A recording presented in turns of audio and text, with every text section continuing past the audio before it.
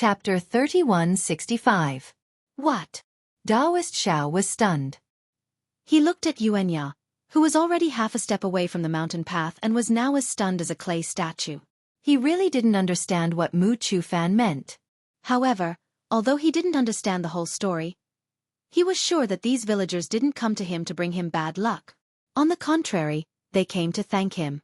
When the woman who still looked a little weak and the two children knelt in front of him again, Daoist Xiao finally made up his mind. He calmly went forward and helped the woman up. He smiled and said, "Since you've recovered, don't be in such a hurry to come to Jianghu Temple. It's not too late to come back when you're full of qi and blood. Moreover, it's already late today. The Jianghu mountain is very cold and the mountain is very big. You'd better go back quickly. Otherwise, wouldn't the elixir be wasted?" Yes, I know," the woman said gratefully. "If I can't thank Zhenren Xiao in person, how can I rest peacefully? When I kneel in front of Zhenren Xiao, I'll go back immediately." "Haha, you've already done that. You'd better go back quickly, little lady," Daoist Xiao said with a smile. Mu Chufan looked up at the Jianghu temple in the night and whispered to the woman, "My wife, this place is still far from Zhenren Xiao's statue. Do you want me to carry you up?" Daoist Xiao was confused again. At the same time, his face was a little hot. He thought that the Zhenren Xiao that Mu Chufan and his wife were talking about was him. Who would have thought that? It was the broken statue in the Jianghu temple. Mu Chufan saw his wife nodding. He used his hand to touch his chest and took out a small silver coin. He handed it to Daoist Xiao and said respectfully, "Zhenren Xiao, this is a small token of my gratitude. Please accept it. Last night, I saw that Zhenren Xiao's statue didn't have any incense or candles. This is a small token of my appreciation. Please prepare incense and candles. You must worship Zhenren Xiao's statue for 49 days. Of course. I don't need your reminder." Daoist Xiao immediately replied, "I'll go back and prepare now. Kindly Lord and Miss, please come up soon." At that moment, the old man who saw Daoist Xiao the earliest also came to his senses and muttered, "So, little Mu Zi was talking about the statue in the Temple of River and Tide. Not this, little Daoist." "Yeah, hurry up and go." How could Daoist Xiao care whether he was Daoist Xiao or the clay idol? The silver had already fallen into his hands, so he hurriedly called out, "Hurry up and light all the incense sticks for Daoist Xiao." But Xianxia was confused. He did not know what Daoist Xiao meant. "Xianxia, go light all the incense sticks and candles in the monastery." Xiao Hua hurriedly called out, "Mu Shan wants to burn incense for the immortals enshrined in the monastery." "Yes, master." Xianxia finally understood. His figure rose from the bushes. His entire body was like a monkey outside the mountain path. He quickly rushed up the Temple of River and Tide. When Xiao Hua accompanied Daoist Xiao back to the Temple of River and Tide through the mountain path made way by the villagers of General Ridge, the entire Temple of River and Tide was already crowded with devout men and women. In the main hall, there were also several anxious kind men and women who had already knelt down in front of the worn-out statue. And on the altar in front of the statue, there were 4 rare thick incense sticks. The flickering light of the incense sticks shone on the worn-out clay idol. It looked very funny. Boundless Taoist Master, Daoist Xiao stepped into the main hall of the Temple of River and Tide and looked at the situation in the hall. His expression changed unconsciously. He opened his mouth and wanted to blow out 2 of the incense sticks. Looking at the people who had already surrounded the main hall, he endured the pain in his heart and did not dare to do it. However, Daoist Xiao still glared fiercely at Xianxia and pretended to say a few words. Xianxia blinked his eyes and followed Daoist Xiao's gaze to look at the altar that was slightly lit up. He suddenly understood and immediately squeezed out from the crowd. When he came back, he was holding a small wooden box that was 1 foot in size and 2 feet in height. There were 3 big words written on it, "Merit Box." Xianxia squeezed through the crowd again with great effort. His vigorous figure in the forest was also somewhat strenuous at this moment. It was probably because the villagers of General Ridge were really passionate. The fanaticism and devotion in their eyes filled the entire main hall. Looking at the worn-out statue again, Daoist Xiao could not help but feel a tinge of regret in his heart. With a swoosh, he swung the horsetail whisk that he had unknowingly taken out and cleared his throat. Cough, cough. Once they heard that Taoist Xiao was about to speak, the clamor of the crowd immediately went far away. They all stood respectfully at the front and raised their necks to listen to Taoist Zhao's explanation. I have been in Longevity Town for many years and have always lived in this Jianghu temple. Taoist Zhao's eyes flashed with divine light, appearing unusually deep. Then he took a deep breath. I have already traveled to many places in the hidden Immortal mainland. Why did I stay here for so long when I came to Longevity Town? Actually, I had already vaguely mentioned that this Jianghu temple was not an ordinary Taoist temple when I started to cast spells to save all living beings a few years ago. When I first stepped into the temple, I had an extremely strong feeling. This Jianghu temple is the place where the Immortal resides. This Longevity Town is also a place favored by the Taoist ancestor. Speaking of this, Taoist Xiao turned his head to look at the worn-out statue. Chapter 3166. Hee, fellow Taoist Chong. What's wrong? Is your Tarsus locket useless? The last cultivator who had been silent all this time mocked in a hoarse voice. Strange, this kid's Taoist robe is a little strange. Fellow Taoist Chong was slightly embarrassed. Haha, that's good. Gon Chingu laughed shrilly. The stranger it is, the more it means that there's something good in the ring. Hearing this, the other cultivators became excited. They had only heard of storage rings, but this was the first time they had seen one. In fact, they knew that Zhang Xiaohua's appearance in the demon-resisting valley was a little strange. Everyone was blinded by greed, but no one cared about the result of people dying for wealth and birds dying for food, because they had placed their hopes on luck. How about this? Since this kid is unwilling to cooperate, let's kill him first. As for the ring, fellow Taoist Qi can have it. His cultivation is slightly weaker than ours. We can rest assured if he takes it. Fellow Taoist Chong said after thinking for a while. Hearing this, Zhang Xiaohua's heart skipped a beat. He knew this was bad, and his hands and feet began to struggle again.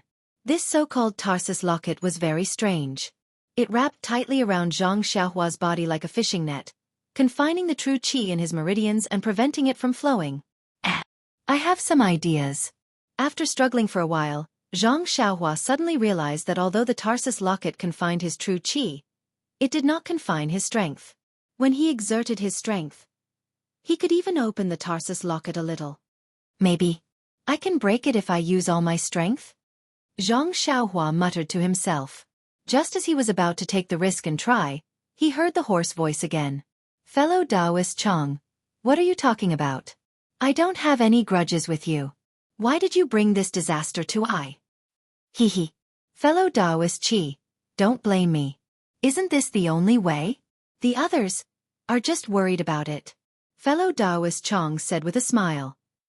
Don't, Qi Daoyu said, waving his hand dismissively. Whoever wants to take it can have it. I only want my share. Well.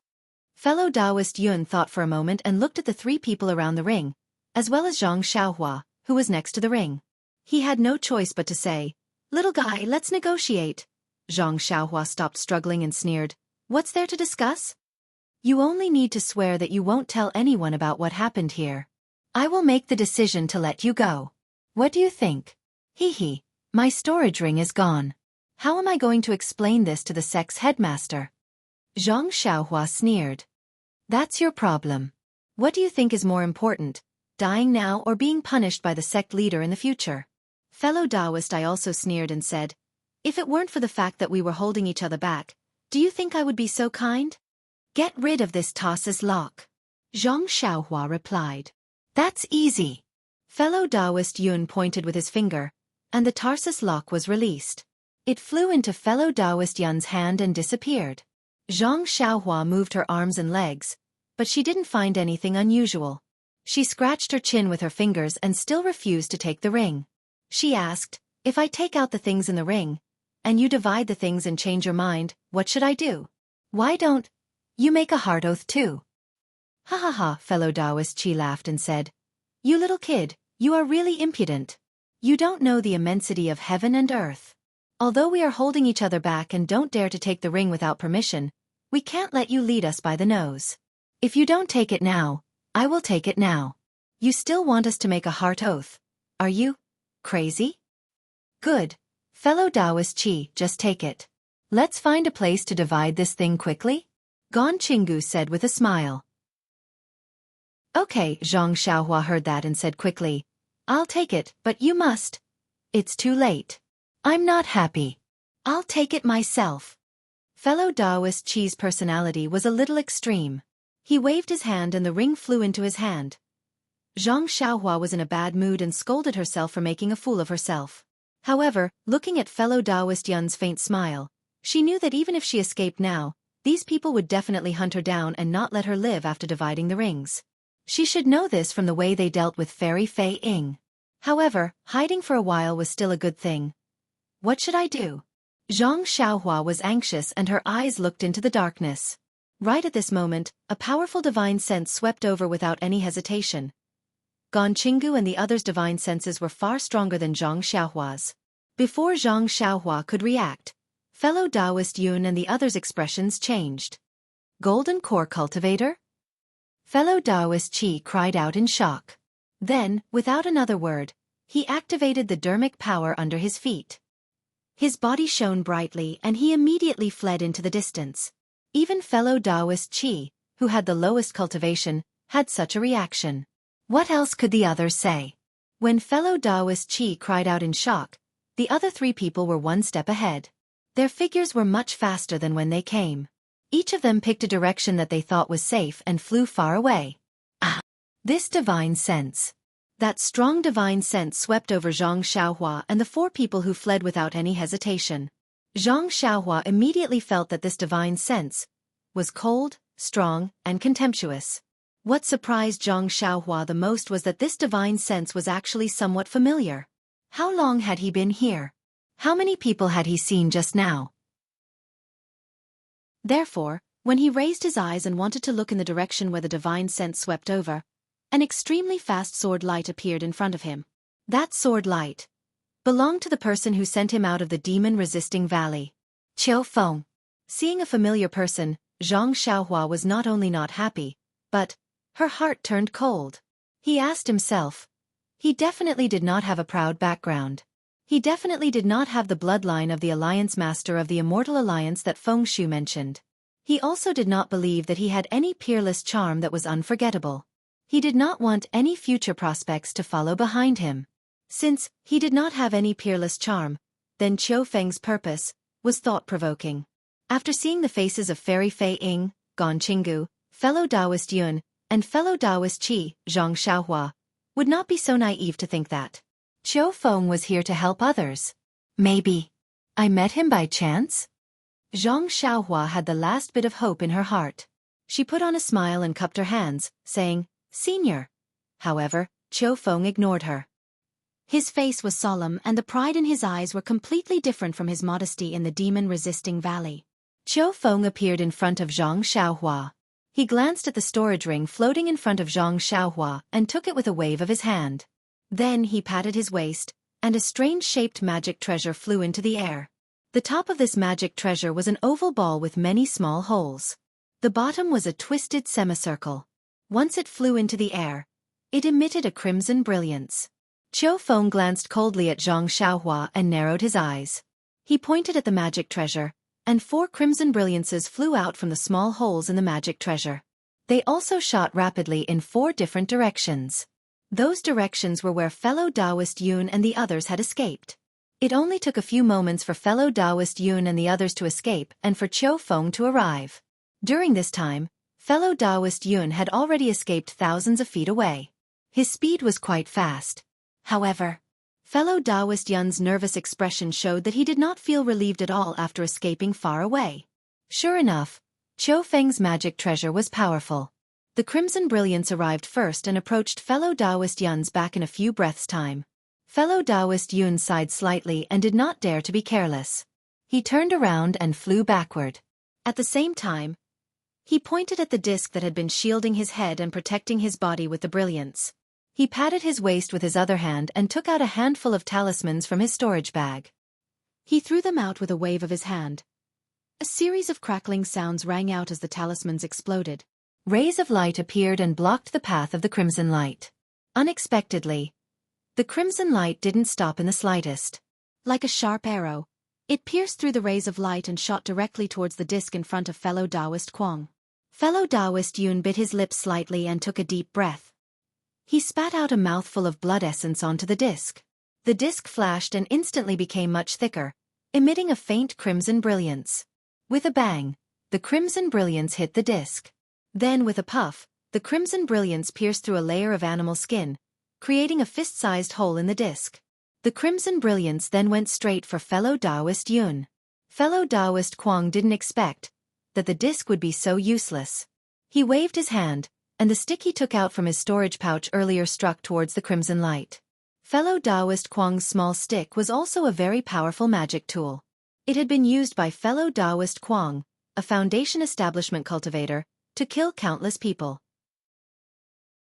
But today, he encountered golden core cultivators, whose strength wasn't on the same level. Although Qiu Feng didn't directly charge forward and fought against 4 of them, fellow Taoist Kwang was still no match for him.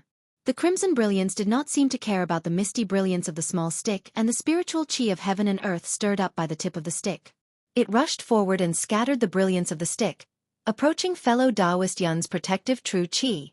Fellow Taoist Yun was shocked. He activated the magic power under his feet and quickly turned around, stabbing downwards. However, the crimson brilliance was even faster than him. Fellow Taoist Yun had just turned around when the brilliance pierced through his armpit. His protective true qi was only able to block it slightly before the brilliance pierced through. With an extremely soft sound, the crimson brilliance pierced through fellow Taoist Yun's heart. It was a 3-inch long, almost invisible crimson, black iron needle. As the profound iron needle pierced through fellow Taoist Kwang's chest, fellow Taoist Kwang fell headfirst from the flying sword like a falling leaf. The profound iron needle spun in the air and flew back to the sword. Chapter 3167. Taoist Master Xiao could not help but point the spearhead at the Shaojin temple. However, just as he opened his mouth, he realized that some of the villagers at the back of the crowd had disdain and disgust in their eyes. He immediately became alert and flung the horsetail whisk in his hand to cover it up. He smiled faintly and said, "Of course, the cultivation of Taoism is different from that of Buddhism. It's useless for I to say more here. Let's wait until all of you widen your eyes and take a good look. Let's see who's the real one." "Oh, I've said too much again. Good Lord Mu, please tell us about Taoist Master Zhao's miracle last night." Mu Chufan's wife had been impatient for a long time. Now that she finally heard Taoist Master Zhao's words, she immediately pounced on the tattered praying mat and kowtowed. After kowtowing 9 times, she hurriedly pulled her hands, and the 2 children who were at a loss were also pulled over. She pressed their small heads to the ground and cried, "Children, quickly thank Taoist Master Xiao. If it wasn't for his grace, Mother would have left you last night." The 2 children were a little confused at first. However, when they heard that their mother would have left them if not for the tattered clay statue in front of them, they immediately stopped pressing their mother's hands and kowtowed to the ground while crying, "Thank you, Taoist Master Xiao. Thank you, Taoist Master Xiao." The children's crying immediately infected the villagers of General Ridge. Everyone wiped their tears along with them. "Everyone, my fellow villagers." Mu Chufan stood behind his wife and children and unconsciously shed tears. At this moment, he wiped his tears with his sleeves and said, "Everyone knows about my family's situation. Ever since my wife married into the Mu family, she never enjoyed a day of happiness. Every day, she would be at home weaving, washing and working hard. Later, after she had 2 children, her body became worse and worse. I felt pain in my heart when I saw it. However, I couldn't do anything at all. All the doctors in the village and town had seen her. She was slowly losing weight and had no strength. In the end, she couldn't even pick up a needle. Every doctor couldn't find the reason. They were really at their wits' end. To my family, my wife is the sky of our family. Without her, I don't know what this family would be like. Just last night, I sold the last bit of land in the family and took my wife and child to the town's most famous Jiangren Tang. However, when the doctor of Jiangren Tang saw my wife's condition, he didn't even accept the money. He only told me to bring my wife back. I'm afraid we won't be able to survive the night. For the sake of my wife's illness, I've already sold everything in my family. Even though I'm a dying child, I still eat very little. To be honest, My family isn't much different from that of an ordinary child beggar. But even so, I'm willing to pay any price to keep my wife by my side. Looking at his child and his wife's tattered clothes, Mu Fan couldn't help but cry again. Last night, this lowly one carried my wife and took the child through the Jianghu ridge. This lowly one's heart tightened painfully. When I saw the Jianghu temple, I really couldn't bear it anymore. Previously, this lowly one had also been to the Shaojin temple, but I had never thought about this Jianghu temple.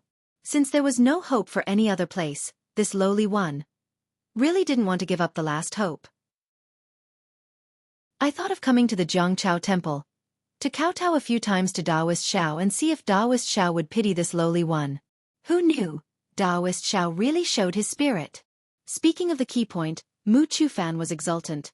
After this lowly one kowtowed and prayed, Daoist Xiao really bestowed me with the elixir. After this lowly one consumed the elixir, my wife had a stomachache for the entire night, which scared this lowly one. But today, she's completely recovered. Although she still looks weak, this lowly one knows that my wife's complexion is completely different from yesterday. Everyone, look, after a day of recuperation, my wife can actually come to the Jianghu temple from the General Ridge by herself.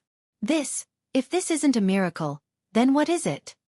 If other people were to preach like this, the people in the General Ridge might not believe it. However, everyone knew the condition of Mu Fan's family and his wife's illness clearly. Today, Mu Fan's wife had completely recovered. This was simply unbelievable to everyone. Since everyone could come here, they had already believed it.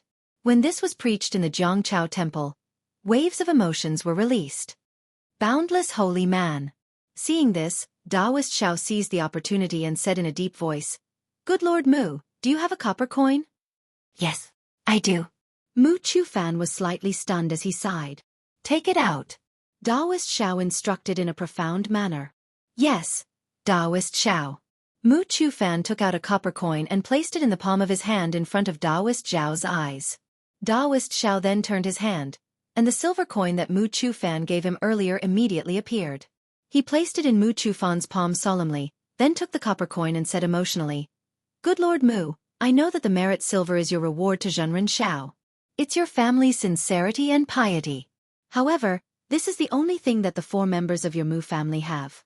Without this silver, your family of 4 may have to eat the northwest wind tomorrow. Although I have accepted your silver coin and can help Daoist Xiao reconstruct his golden body tomorrow, do you think that Zhenren Xiao will like this merit silver?" At this point, Daoist Xiao purposely paused for a moment, then waved the horsetail whisk in his hand and said, "There's no need to say more." Zhenren Xiao definitely doesn't want to see the Mu family's predicament continue. Moreover, to Zhenren Xiao of my Jianghu temple, this kind of worldly thing is not something that he likes. What he wants is the gratitude and piety of us ordinary people. Therefore, this silver coin is no different from a copper coin. This copper coin of yours is the piety of your Mu family of 4. You only need to give this copper coin and the piety of your Mu family to Zhenren Xiao, and you'll be repaying him for saving your Mu family. The silver coin is yours. Give the piety that Zhenren Xiao needs to Zhenren Xiao." As he spoke, Daoist Xiao respectfully placed the copper coin into the merit box on the offering table. Following the soft sound of the copper coin, Mu Fan's tears instantly fell. The villagers of General Ridge were even more excited. Everyone knew the value of a silver coin and a copper coin. Other than Mu Fan, no one would easily take out a silver coin. Now, seeing that Daoist Xiao did not want a silver coin and only wanted a copper coin, and that as long as there was sincerity, a copper coin was exactly the same as a silver coin, although the villagers of General Ridge were not rich, who did not have a copper coin. "Zhenren Xiao, you're really a god." At this moment, Mu Fan bowed to his wife again. He choked with sobs. "From now on, I will only worship Zhenren Xiao. I will worship him for the rest of my life. Moreover, when my family situation has improved, I will definitely reconstruct your golden body for Zhenren Xiao." "Why do you need to wait for your family's situation to improve?" A voice appeared out of nowhere. "Those of us who have no money will offer a copper coin. Those of us who have money will offer 5 or 10 copper coins. As long as you bring our piety, you will definitely be able to reconstruct your golden body for Zhenren Xiao in no time." Following this voice, another copper coin flew out from the crowd and landed on the offering table. "Amateus, Thank you so much, kind lord. Taoist Xiao was overjoyed. He really wanted to thank this villager whose name he did not know. That's right, that's right. Instantly, everyone opened their pockets. There was no need to say anything else. The copper coins fell into the hall like rain. Everyone. Taoist Xiao was really elated. While avoiding the rain of coins, he said anxiously, "When I take out the merit book." Unfortunately, the sound of the copper coins falling to the ground had already drowned out his voice. Muzi. An extremely surprised voice suddenly shouted, "Is this the panacea that you were talking about?" There really is one. Not to mention everyone hurriedly turning around. Even Taoist Zhao's eyes flashed with eagerness. The first copper coin was naturally thrown out by Xiao Hua. At this moment, he hid behind the crowd and looked over. A man who was about the same age as Mu Chufan was holding a thumb-sized black object in his hand. He was extremely surprised as he shouted, This seems like it, but it seems like..." In the darkness of the night, the thumb-sized object could not be seen clearly. In fact, before Mu Chufan gave the ugly pill to his wife last night, he also did not believe it. He was just treating a dead horse as a living horse. On the tree. The eyes of the crowd were as sharp as snow. Immediately, some people raised their heads and looked at the only banyan tree in the Taoist temple. At the end of the branches, between the leaves, there was a thumb-sized banyan fruit. They could not help but shout excitedly. When Taoist Xiao saw this, he hurriedly shouted, "Benevolent people, Taoist Zhao's gift is a miracle. It will not hinder anything. Although this banyan fruit is an ordinary item, if you are sincere, it will definitely have a miraculous effect." Of course, although Taoist Xiao is benevolent to the people, if your heart is not sincere and you are unable to worship him sincerely, even if you take the banyan fruit and eat it, it may not be effective. The crowd was already noisy. They only heard the first half of Taoist Zhao's sentence. Why would they care about the second half? When some people saw the banyan fruit on the banyan tree, some nimble villagers quickly climbed up the tree. Just as Taoist Xiao finished speaking, the banyan fruit on the banyan tree also fell with a walala sound. Snatch! Although no one shouted it out, everyone was shouting in their hearts. They swarmed towards the banyan fruit that fell to the ground. Those villagers who did not enter the Taoist temple also shouted and rushed in. More than 100 people crazily snatching the banyan fruit was very frightening.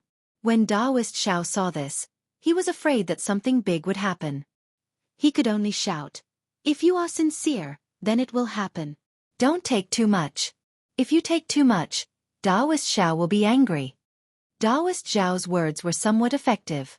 Fortunately, the banyan tree was not small and there were many banyan fruits.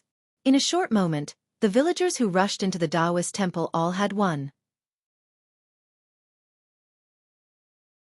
Chapter 3168. Those who have received the grace, please leave. You can go home and see if you can receive Taoist Zhao's grace. Taoist Xiao saw that the temple was overcrowded, so he quickly shouted, "Taoist Zhao's grace is everywhere. When you see the miracle tomorrow, you can come to Jianghu temple to thank him.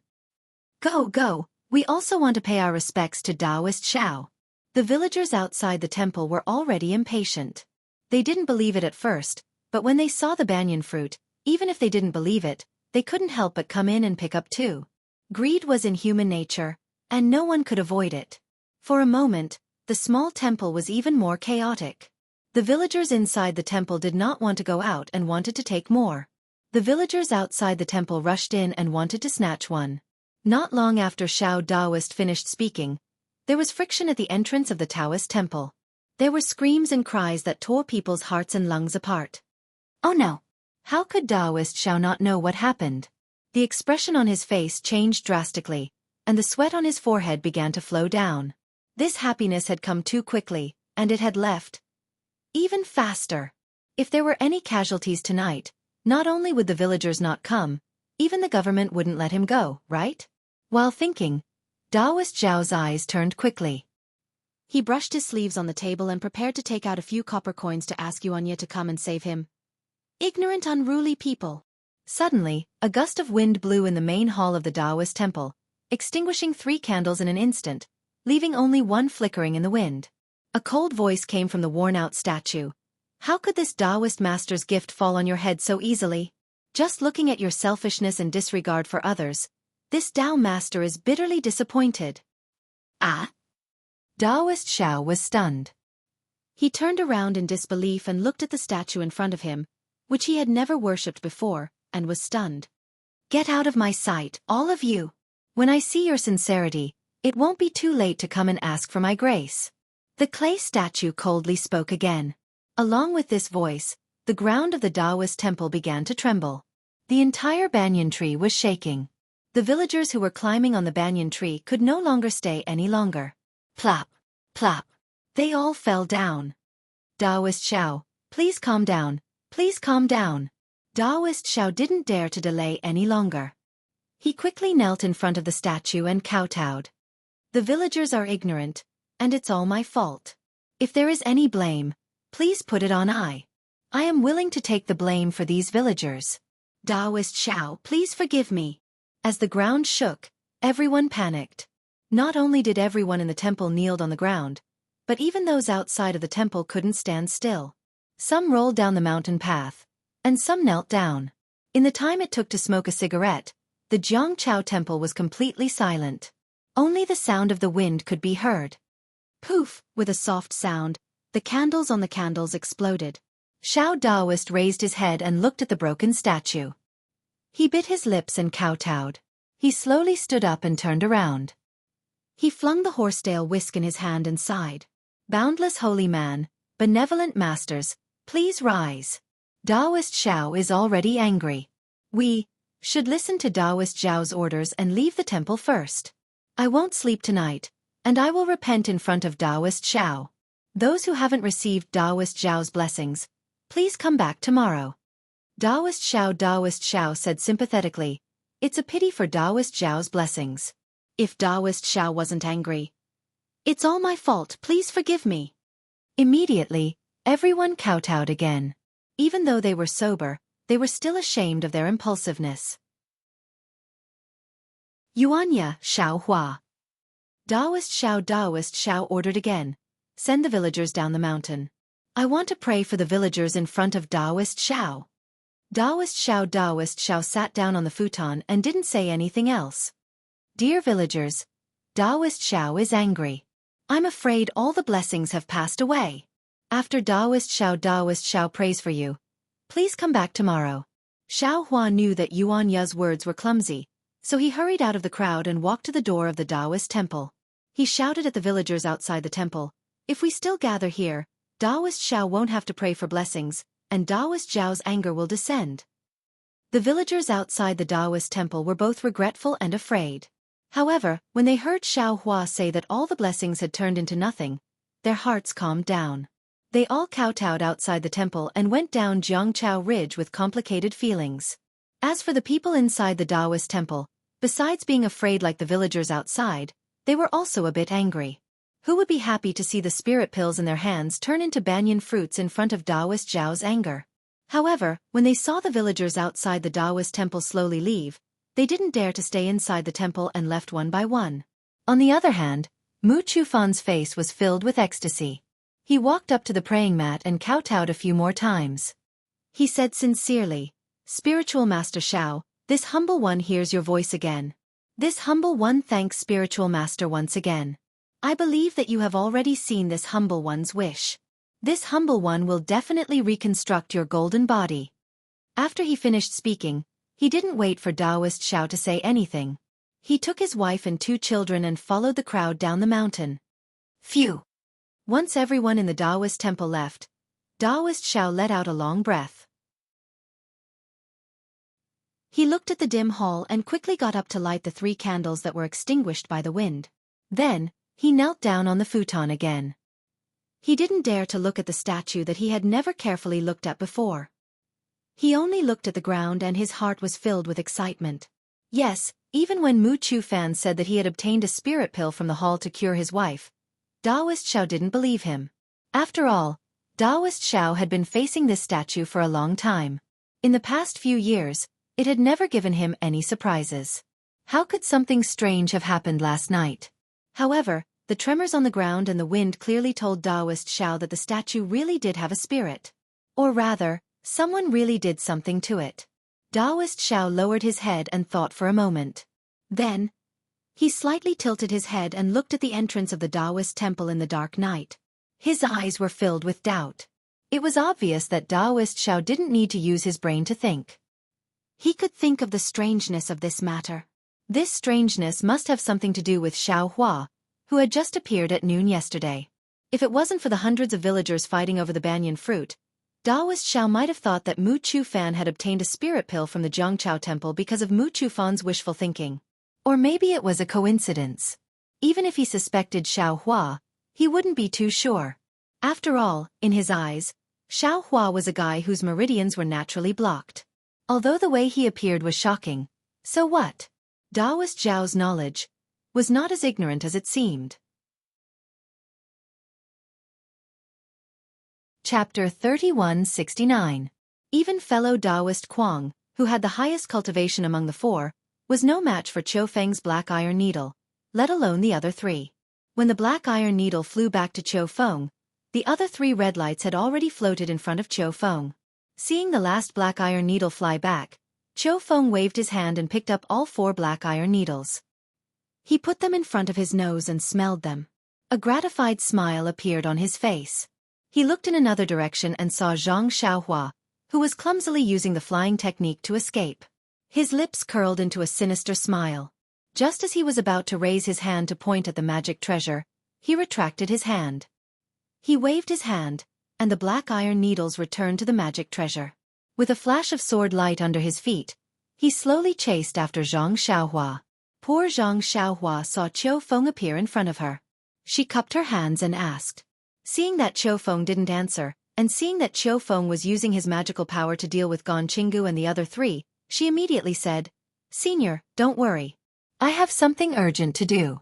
I'll leave first." After saying that, she didn't know which direction to go and actually fled in the direction of the demon-resisting valley. After fleeing like a stray dog for a while, she didn't see any red lights attacking her, nor did Qiu Feng catch up with her. Zhang Xiaohua was slightly stunned. She slowed down and turned her head to look. She didn't see Qiu Feng's shadow. She muttered to herself. Could it be that I have wronged him? After looking for a while, just as Zhang Xiaohua was feeling guilty, a voice came from above her head. "Little guy, are you looking for I?" Zhang Xiaohua turned pale with fright. She looked up. Sure enough, Qiu Feng was standing on a sword light and silently appearing above her head. Zhang Xiaohua's heart suddenly shrank. She stopped and cupped her hands. Haha, no, I'm trying to find the direction. I don't know. Where am I going? Oh right, where are you going? Qiu Feng looked at Zhang Xiaohua and said with a fake smile, I'm going to the demon-resisting valley, of course. Is this the way to the Imperial Demon Valley? Zhang Xiaohua smiled very helplessly and said, Then, Junior went to the wrong place. Junior wants to go to Jinghu City. Senior, please go first. This Junior will turn around right away. Hee little guy, your flying technique isn't bad. You can actually fly so fast without a flying shuttle. It seems that Lord Alliance Master has trained you well. I wouldn't dare. It's all the hard work of the elders in the sect. This Junior doesn't dare to claim the credit. There's a flying shuttle in your storage ring. Don't you usually use it? Qiu Feng smiled like a cat watching a mouse. Oh, there's no need. This Junior likes to stroll around and admire the flowers and the moon. If Senior likes it, you can take it. Oh, and my sect has many storage rings. Since Senior saved this Junior's life, the storage ring and the things inside can be considered as a token of my gratitude to Senior. Please accept it. Zhang Xiaohua's heart thumped when he heard this, and he quickly pushed the storage ring away. But why is there a token from the Immortal Ascension sect in your storage ring? Qiu Feng was still smiling. This. Zhang Xiaohua rolled her eyes and said, Senior Feng doesn't have time now. He asked me to go to the Immortal Ascension sect. I have something to tell his disciple. Why didn't he use the message talisman? Or the disciple of the Immortal Ascension sect? Qiu Feng asked curiously, why did he ask you to go so far? Zhang Xiaohua didn't know what a message talisman was. She could only bite the bullet and say, this matter is very important and urgent. Senior, please forgive me and let me leave early. If I delay, Senior Feng will be in trouble. Ha ha ha. Qiu Feng looked up and laughed. He looked at the sky and said, "Forget it. It's getting late. I don't want to play with you anymore." As he spoke, he pointed his hand, and a red light appeared from the magic treasure in front of him. What are you doing? Zhang Xiaohua pretended to be angry and said, Aren't you afraid of my alliance master?" Haha, what else can I do? Of course, I'm going to kill you. Just like those 4 Foundation establishment cultivators. Qiu Feng sneered and said, "Alliance master? Do you really think that you are a blood relative of the alliance master?" "Am I not?" "That's what Senior Feng from the Immortal Ascension sect told me." Zhang Xiaohua put on an act. "How can it be possible that the alliance master brought you into the demon-resisting valley?" Qiu Feng snorted and said, "Feng Shu used the soul-searching technique on you and accidentally erased your memory. He was afraid that this matter would cause trouble in the demon-resisting valley, so he made it up at the last minute." Soul-searching technique? How is that possible? Zhang Xiaohua was surprised. If I were to tell this to others, perhaps they would really believe me. It's a pity. Feng Shu thought that I was a golden core cultivator who came in from outside after the demon gate was closed, so he made up such a lie. But no matter how much he thought about it, he didn't know that I had already entered the Demon Imperial Valley before the demon gate was opened. On the way to the Demon Imperial Valley, I even met the Alliance Master and the others and followed them into the Demon Imperial Valley. But at that time, there was no one like you beside the Alliance Master. Of course. I'm just a golden core cultivator. How could Feng Shu care about me? Since you already knew, why didn't you expose me in the demon-resisting valley? Zhang Xiaohua asked curiously. Haha, if I exposed you in front of you, wouldn't I be courting death? A spirit-severing stage cultivator could kill me with just one finger. How would I dare to do that? Qiu Feng said self-mockingly. I was thinking of exposing you when I brought you out. However, when I saw that Feng Shu gave you the storage ring and wanted to use it to cover your mouth, I changed my plan. He wanted me to cover up his mistake with just a promise of a few pointers. He would rather give the storage ring to an ant like you than give it to me. Tell me, would I agree? Are you going to take me back to the Imperial Demon Valley? Zhang Xiaohua sighed. His eyes turned rapidly, and his mind raced. He wanted to escape. How is that possible? Why would I take you back to the demon-resisting valley? Wouldn't it be better to get rid of you and get the storage ring? Qiu Feng sneered and showed his ugly face. As he spoke, he pointed the red-black iron needle. The black iron needle turned into a red light and stabbed toward Zhang Xiaohua's chest. Before the red light arrived, a restrictive force surrounded Zhang Xiaohua. It was as if there was a big hand holding her. Qiu Feng used the magic treasure black iron needle to assassinate Zhang Xiaohua. He didn't take Zhang Xiaohua seriously at all. He threw the magic treasure in the air in front of Zhang Xiaohua and pointed his finger at the magic treasure slowly. It was as if he knew that Zhang Xiaohua was a dead person. It was just as Qiu Feng thought. When Zhang Xiaohua saw Qiu Feng take out the magic treasure and felt the restrictive force around her, she made a prompt decision. She didn't care about the consumption of true qi in her meridians. She made a hand seal and ran away before the restrictive force was complete. She had used up a lot of true qi in her meridians when she used the flying technique just now. She didn't have enough true qi in her meridians. Only God knew how much she could escape. Alas, maybe only when she became a ghost. Would she know? This was because before he could escape 30 meters away, the crimson profound iron needle had already reached his back, by about half a foot. Zhang Xiaohua's divine sense had been released the whole time. When she saw how powerful the black iron needle was, her heart was already dead. She sighed in her heart. Alas, I haven't even seen what this place looks like. I don't even know where I came from, and I'm already a lonely ghost here. At this critical moment, Zhang Xiaohua suddenly felt her vision blur. She felt as though she had fallen into a huge quagmire. The restrictive force was 100 times stronger than Qiu Feng's. Zhang Xiaohua couldn't move her limbs at all. She couldn't fly at all with the flying technique. And her body was floating quietly in the air. She didn't fall down. Zhang Xiaohua was shocked. She looked around. The stars in the sky were still there, and she could see the clouds clearly under the moonlight. However, the clouds seemed to have frozen and didn't move at all. Then, Zhang Xiaohua thought of the black iron needle on her back.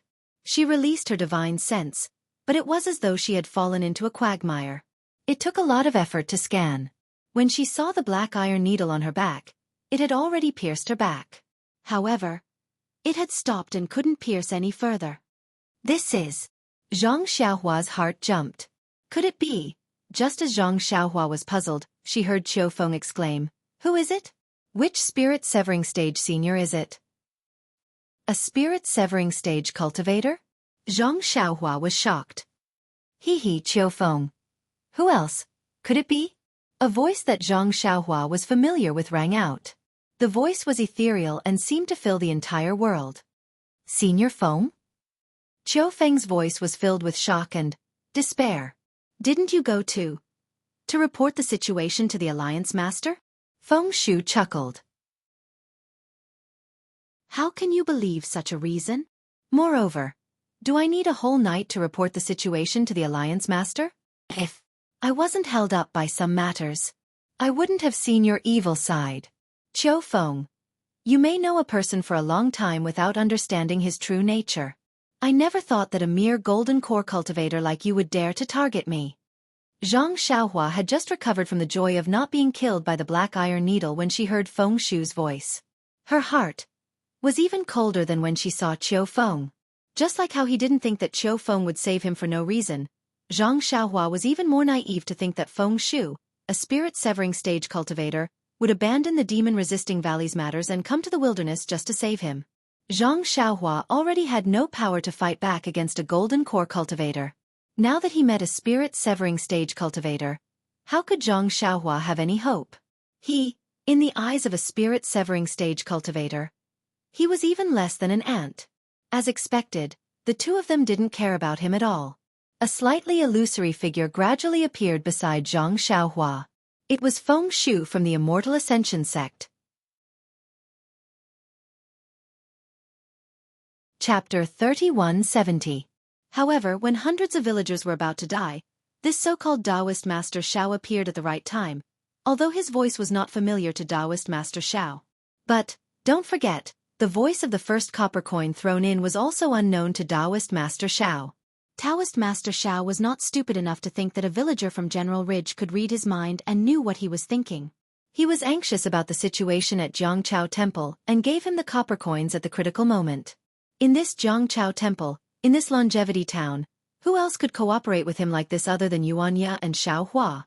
As for Yuanya, would he still have a copper coin on him? It was more like he threw a meat bun. This Xiao Hua, could it be? Is he really a Taoist master? Taoist Master Xiao looked at the night sky absent-mindedly. His mind was in a mess. If that's really the case, today, and yesterday, aren't I too disrespectful? Oh right, didn't he call himself a Taoist master? Yes, I'm afraid that's really the case. He wasn't sent by that bitch. But, if he's really a Taoist master, why is he so respectful to me? Taoist Master Xiao was puzzled again. Speaking of yesterday, thinking of this, Taoist Master Zhao's face changed greatly, almost jumping up. Yes, yesterday he couldn't even walk properly. Today he doesn't seem to be any different. Then he fell into the origin stone. Must be someone else's doing. Now that he's in this Jianghu temple, won't he attract an even more powerful master? What should I do? But, he has such cultivation if he can help me. In the blink of an eye, Taoist Master Xiao hesitated again. Just as Taoist Xiao was hesitating, the sound of footsteps came from outside the temple. Listening to Xiao Hua's heavy footsteps, which were much clearer than Yuanya's, Taoist Xiao could only bitterly smile. Seeing Xiao Hua enter the temple first, Yuanya was a little excited, and followed behind Xiao Hua cautiously. Taoist Master Zhao's heart trembled. Yes, even Yuanya can see that something is wrong. Why am I still hesitating? Thinking of this, Taoist Master Xiao smiled and said, Taoist Master Xiao, you've been busy the whole night, are you tired? I am indeed a little tired. Xiao Hua knew that today's matter had already exposed him. He originally wanted to explain it to Taoist Xiao, but he didn't expect Taoist Xiao to greet him in such a manner. He hesitated for a moment before replying with a smile. Since you're tired, why don't you take a rest first? Taoist Xiao smiled and said to Xianxia, Xianxia, come over here and help your master clean up these copper coins. Yes, master. Xianxia answered as usual. He secretly glanced at Xiao Hua, then quickly ran to the main hall and helped Taoist Xiao pick up the copper coins one by one.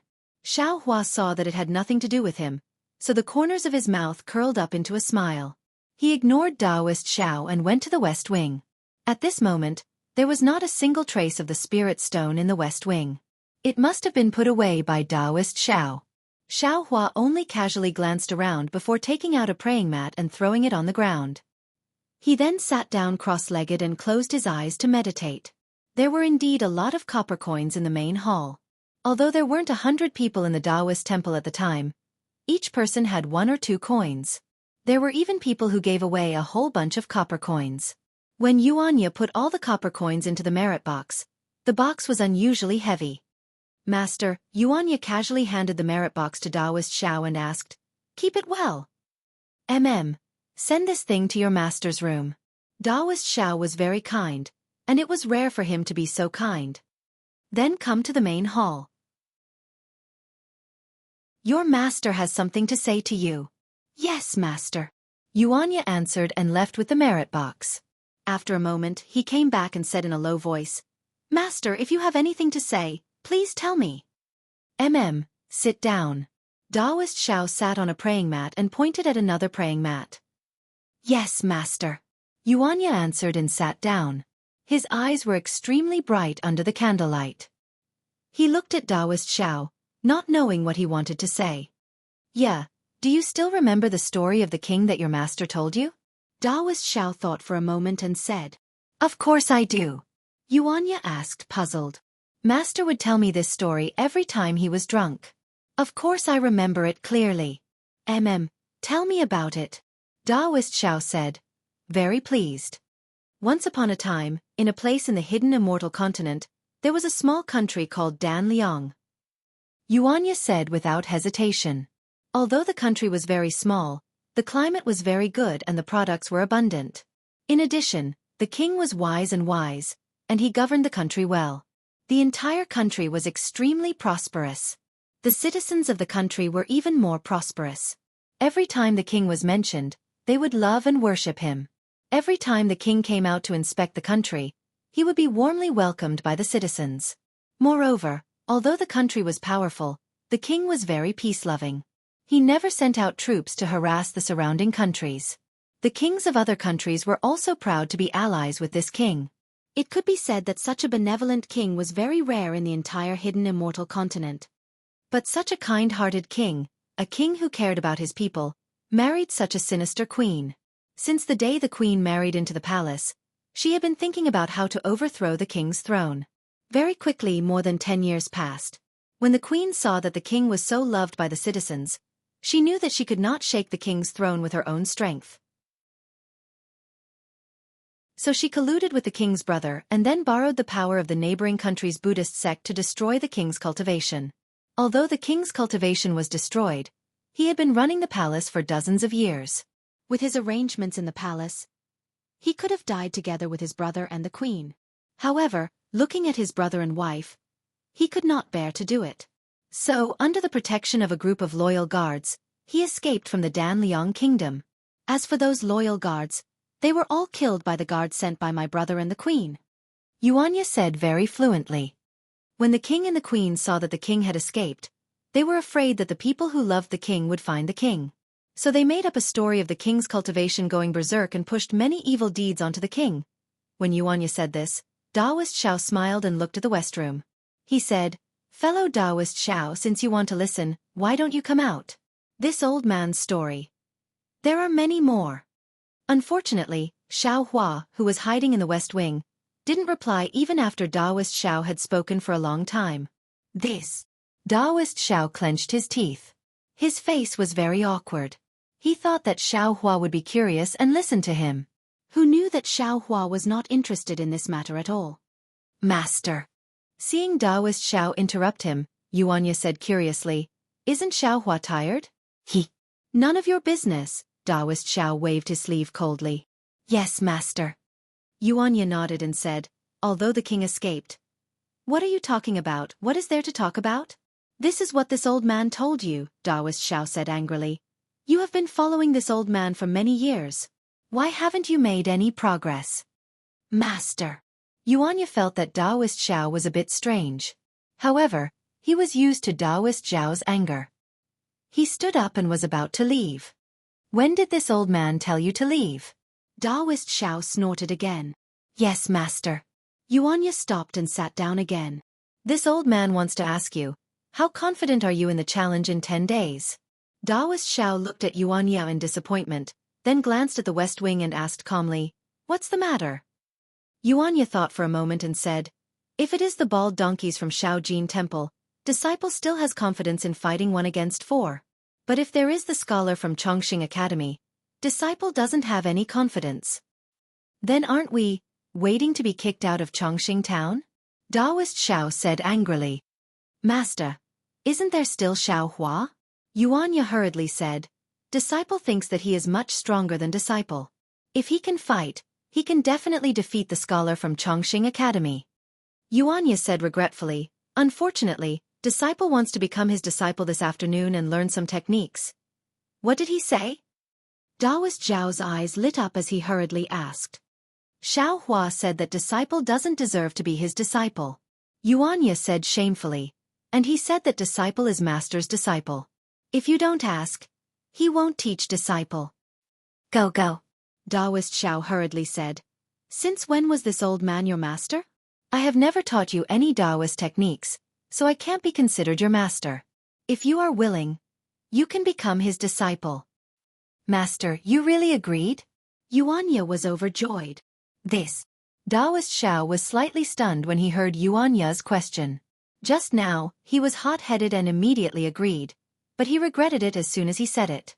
Now that Yuanya's words gave him some leeway, he didn't know how to answer. However, Taoist Xiao glanced at the darkness in the west room, gritted his teeth and said with a smile, of course, this old man agrees. I brought you out to find a way out for you. Unfortunately, this old man is useless and can't teach you. This fellow Taoist Xiao is also your fate. If he can teach you, you will definitely be able to escape death. What death? Yuanya was puzzled. You should quickly go and become Taoist Zhao's disciple. Taoist Zhao's expression was somewhat stagnant, and he was also somewhat nervous. He urged, after you become his disciple, this old man will naturally tell you. Yes, master. Yuanya stood up, but at this moment, Xiaohua's indifferent voice sounded, when did I agree to accept him as my disciple? He, fellow Taoist Xiao, this old man really thought that you didn't listen. Taoist Zhao's heart suddenly relaxed. He hurriedly stood up and looked towards the west room. There, Xiaohua's thin figure slowly walked out of the shadows. Chapter 3171. Seeing Feng Shu appear, Qiu Feng became even more nervous. His body trembled slightly as he stammered. I know my mistake. I beg for your mercy.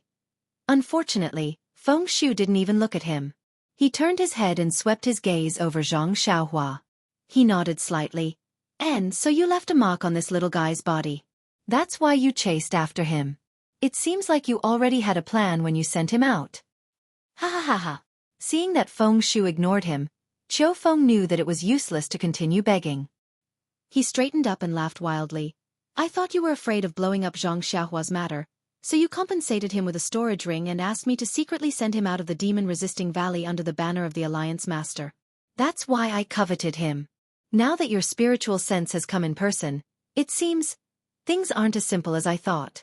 Since you have such thoughts about this little guy, then this little plan of mine is nothing. Under normal circumstances, even if you killed a dozen qi refining stage cultivators, this old man wouldn't care. But you wanted to ruin this old man's plan. How can this old man let you go? Feng Shu said with a smile. This old man worked so hard to hide it from Chan Si Miao. I pretended to be panicked and even compensated with a storage ring.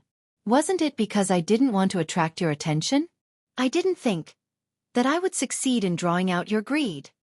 Sigh. This little one was blinded by greed. Why didn't I think of that? The spiritual sense of a spirit-severing stage cultivator isn't something that ordinary things can withstand. If it weren't for this storage ring, this little guy wouldn't be able to find a place to mark his spiritual sense. Qiu Feng sighed and looked around in self-pity. Hee, what's the use of knowing it now? Feng Shu said with a smile. Your fate was already sealed when you placed the spiritual sense mark on this little guy. Birds die for food, and men die for wealth. This is the truth. Then, Senior Feng, this humble one has no intention of begging for mercy. It's just that, before this humble one dies, could you tell this humble one that this little fellow is nothing more than an aura-refining cultivator? What does he have that's worth Senior taking such a risk and making so many plans for? Qiu Feng no longer had any hope of surviving. However, he was extremely puzzled. Xianxia was a young man whom he had discovered with his own eyes and had personally used his detection technique to check her cultivation. How could she be worthy of Feng Shu, a deity transformation cultivator, taking action? Not only did he ask him to send him out of the Imperial Demon Valley, but he also used a storage ring, which was rarely seen in the cultivation world, as a telepathic thought mark. Now, he even used his avatar to come here. This was extremely abnormal. What else could it be? His bone structure is amazingly good, and his aptitude is excellent. I just want to cherish what I have and take him as my last disciple. Glancing at Zhang Xiaohua, Feng Shu smiled kindly. This smile caused Zhang Xiaohua's hair to stand on end. A person who she had only met once and didn't even know her name actually cherished her aptitude and wanted to take her in? This was something that Zhang Xiaohua wouldn't believe even if she was beaten to death. As expected, Qiu Feng didn't believe it either. He shook his head slightly and said, Senior Feng, don't lie to me. Even if he has heaven-defying aptitude, how can he enter the eyes of a deity transformation cultivator? You'll be able to pass the minor heavenly tribulation after cultivating for another 1,000 years.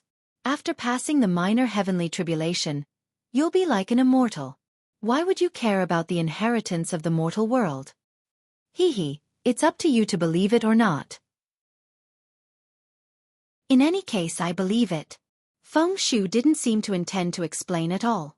He looked up at the sky and smiled. Qiu Feng, since you've done many things for me, I'll allow you to die. I won't disturb your soul. You can go now. Sigh, thank you, Senior. It's only now that I have some realization. Those who kill will be killed. As he spoke, Qiu Feng patted his waist, as if he wanted to take out a weapon from his storage bag. However, just as he patted his waist, a pitch-black Dharma artifact that was shining with a black light appeared. Feng Shu sneered and said, Qiu Feng, do you think you can escape just because I've sent a clone here? With a loud bang, the magic weapon immediately exploded. Then, Zhang Xiaohua felt the solidified space around her move slightly. Then, Qiu Feng's body strangely dispersed. His flesh and blood instantly turned into a fluffy blood mist. At the same time, Zhang Xiaohua felt that she could move her body again. The blood mist in the distance was blown away by the night wind. Other than the smell of blood, there was no trace of it left. What kind of technique is this? Zhang Xiaohua felt her hair stand on end. Feng Shu seemed to be not far from her. He didn't even move his hand. Not only did he destroy the magic weapon that Qiu Feng was preparing to resist, he also killed Qiu Feng until there was nothing left of him. All right, little guy, it's over. This is your storage ring. As Zhang Xiaohua thought about it, Feng Shu turned around and waved his hand. The storage ring with 6 lives, including 1 golden core cultivator and 5 foundation establishment cultivators, slowly flew to Zhang Xiaohua. Feng Shu said, I was too careless. Although I don't care about this storage ring, it's rare in the cultivation world, especially for low-level cultivators like Qiu Feng. Give it to me first. I'll teach you the concealment technique so that others can't see it. Looking at the storage ring that flew to her and stopped in front of her, causing countless low-level cultivators to bow down to it, Zhang Xiaohua was deep in thought. She didn't rush to take it. Why don't you put it away? Feng Shu's voice was filled with kindness.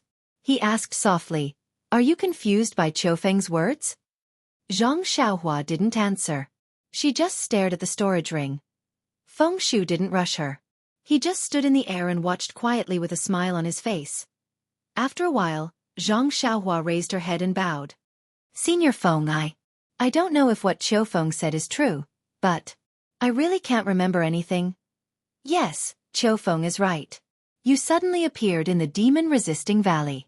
This old man was eager to take credit, so I used a soul-searching technique to check your brain. In the end, I accidentally destroyed your memories. This old man didn't say anything before because when I checked your cultivation, I found that you're very suitable to cultivate my celestial ascending sect's martial arts. Under my guidance, you'll definitely become the most dazzling cultivator in the celestial ascending sect. So, in order to not cause any misunderstandings, I hid this matter. Of course. If I can train you to become a soul formation cultivator, won't I be able to explain it to you? Feng Shu's tone was slightly cold. Zhang Xiaohua wasn't stupid. She fell for Fairy Fei Ying's trap so easily because she didn't understand the life and death situation in the cultivation world. Ever since she saw Golden Core Stage and Foundation Establishment Stage cultivators die so easily in front of her, she was already on her guard. Now that she heard Feng Shu's words, she couldn't help but smile bitterly. She cupped her hands and said, "Thank you, Senior Feng, for thinking highly of me. But, as I said before, I still need to report this matter to my sect master. Senior, please put this storage ring away first." Feng Shu frowned when he heard that. Instantly, Zhang Xiaohua felt the temperature around him drop, and there was a real chill in the air. But then, this uncomfortable feeling disappeared. Feng Shu asked kindly, "If that's the case, then you must have thought of which sect you belong to?" This. Zhang Xiaohua was at a loss for words. She could talk nonsense to Fairy Fei Ying, but Feng Shu was a soul formation cultivator who had lived for thousands of years. How could there be a sect in the cultivation world that he didn't know? Zhang Xiaohua didn't dare to lie. She answered honestly, "Senior, please no. I still don't know which sect I belong to." This is also what this old man is worried about. Because of this old man, I will erase your memories. Even if you don't want to become my disciple, this old man can't allow you to walk around the Dawn Rain continent as you wish. You've seen it too, Golden Core Stage and Foundation Establishment Stage cultivators can be killed by others at any time. Let alone a Qi Refinement Stage cultivator like you. If anything happens to you, won't I be responsible for it too? Not to mention this old man's uneasiness. Even this old man's cultivation progress will be greatly hindered. Feng Shu said sincerely, "If it's possible, you should go to my Immortal Ascension sect first. No matter if you become my disciple or not, you can rest there. Once I'm done with the demon-resisting valley, I'll rush back to the Immortal Ascension sect and do my best to help you recover your memory. Wait until you recover your memory, then we can make plans. What do you think?" This. Zhang Xiaohua was a little moved. Feng Shu was telling the truth. She had only been awake for half a day and had already encountered so many things. Experts died one after another in front of her. Moreover, none of these experts could kill her easily. In this unfamiliar environment, in this ferocious place, in this cruel battle, if he were to make even the slightest mistake, he would end up dead in the underworld. Finding a thick thigh to cling to was also a brilliant idea. But, was she really a cultivation genius? Zhang Xiaohua thought about Feng Shu's method of killing people without making a move. Then, she thought about her own aptitude and the precious storage ring that Feng Shu had given her. Suddenly, she had an idea. There was no such thing as a free lunch in this world. Alas, Feng Shu, you old man. Don't deceive this junior. This junior is only a Qi refining junior. If you have any thoughts about this junior, you can tell me. If it's possible, this junior won't refuse. Even if it's extremely difficult, this junior will consider it carefully, considering that senior sent this junior out of the Imperial Demon Valley. Haha, you little brat, you think too much. How can it be so complicated? Feng Shu still couldn't change the way he addressed her. He still called her little brat. He was still trying to persuade her. Hey, since it's like this, I don't want to go to the Immortal Ascending sect for no reason. I also want to repay you for your kindness. Then, I don't even have half a copper coin on me. I can only use my life to repay you. Zhang Xiaohua said. She waved her hand and was about to slap her forehead. Xianxia used all her strength and her hand was extremely fast. However, she was praying in her heart, "Feng Shu, hurry up, hurry up." Xianxia was gambling. Indeed, he did not know what Feng Shu saw in him, but other than his life, he had nothing else. If Feng Shu really cared, there was no reason for him not to make a move. Maybe Xianxia was right. Or maybe Feng Shu saw through Xianxia's thoughts. However, he couldn't let Xianxia die. He had to make a move. The moment Xianxia's hand touched her forehead, at that moment, Xianxia couldn't move her body. When her hand touched her forehead, the heaven and earth essence qi around Xianxia froze. Even the space seemed to be frozen. Just when Xianxia was secretly proud of herself, she heard Feng Shu's cold voice. "Since you don't want to accept my toast, I can only make you drink a forfeit." Then, Xianxia felt the air around her tighten. It was as if she was being held tightly by something. A force appeared on her body and pulled her towards Feng Shu. "Hey, I screwed up again." At this moment, Xianxia knew that she had made a fool of herself again.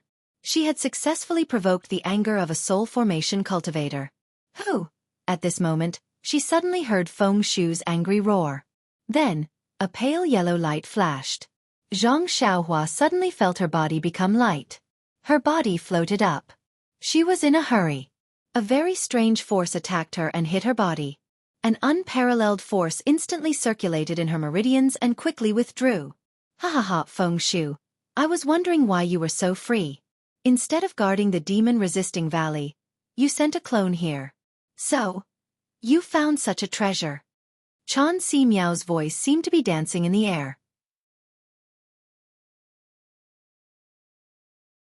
Chapter 3172. If I can listen, I will listen. If I can't, I won't listen. Xiao slowly walked over. His tone was still indifferent. Xiao Daoist was a bit embarrassed, as if his plan was seen through.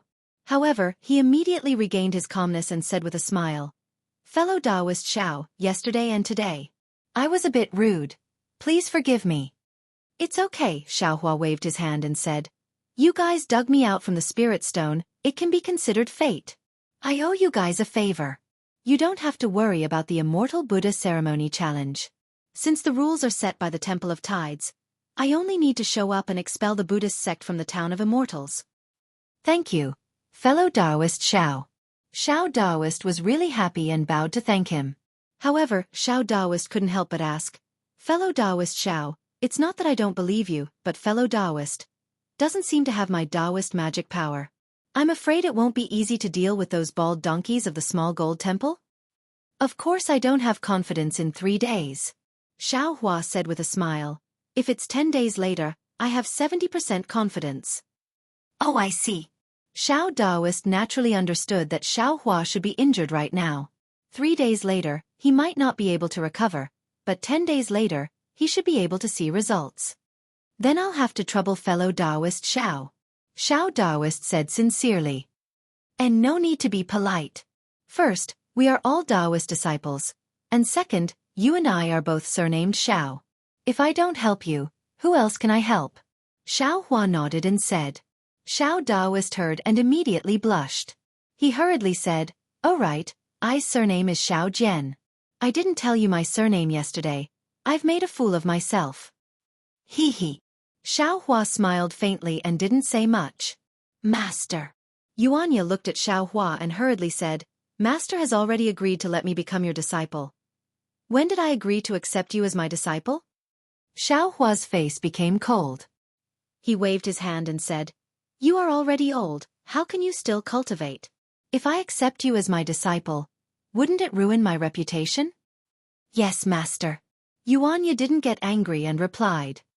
"Fellow Daoist Xiao." Xiao Jian hurriedly. "Ya's aptitude.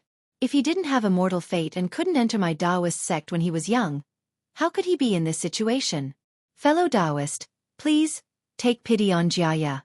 Even if you can't accept him as your disciple, you must teach him a few divine abilities so that he can survive." "Oh, what do you mean?" Xiao was somewhat puzzled. "You don't know?" Xiao Jian looked at Yuanya, who was equally confused, and explained, "Yuanya actually didn't follow me since he was young. He this mattered. This afternoon. Xiao was lost take take tts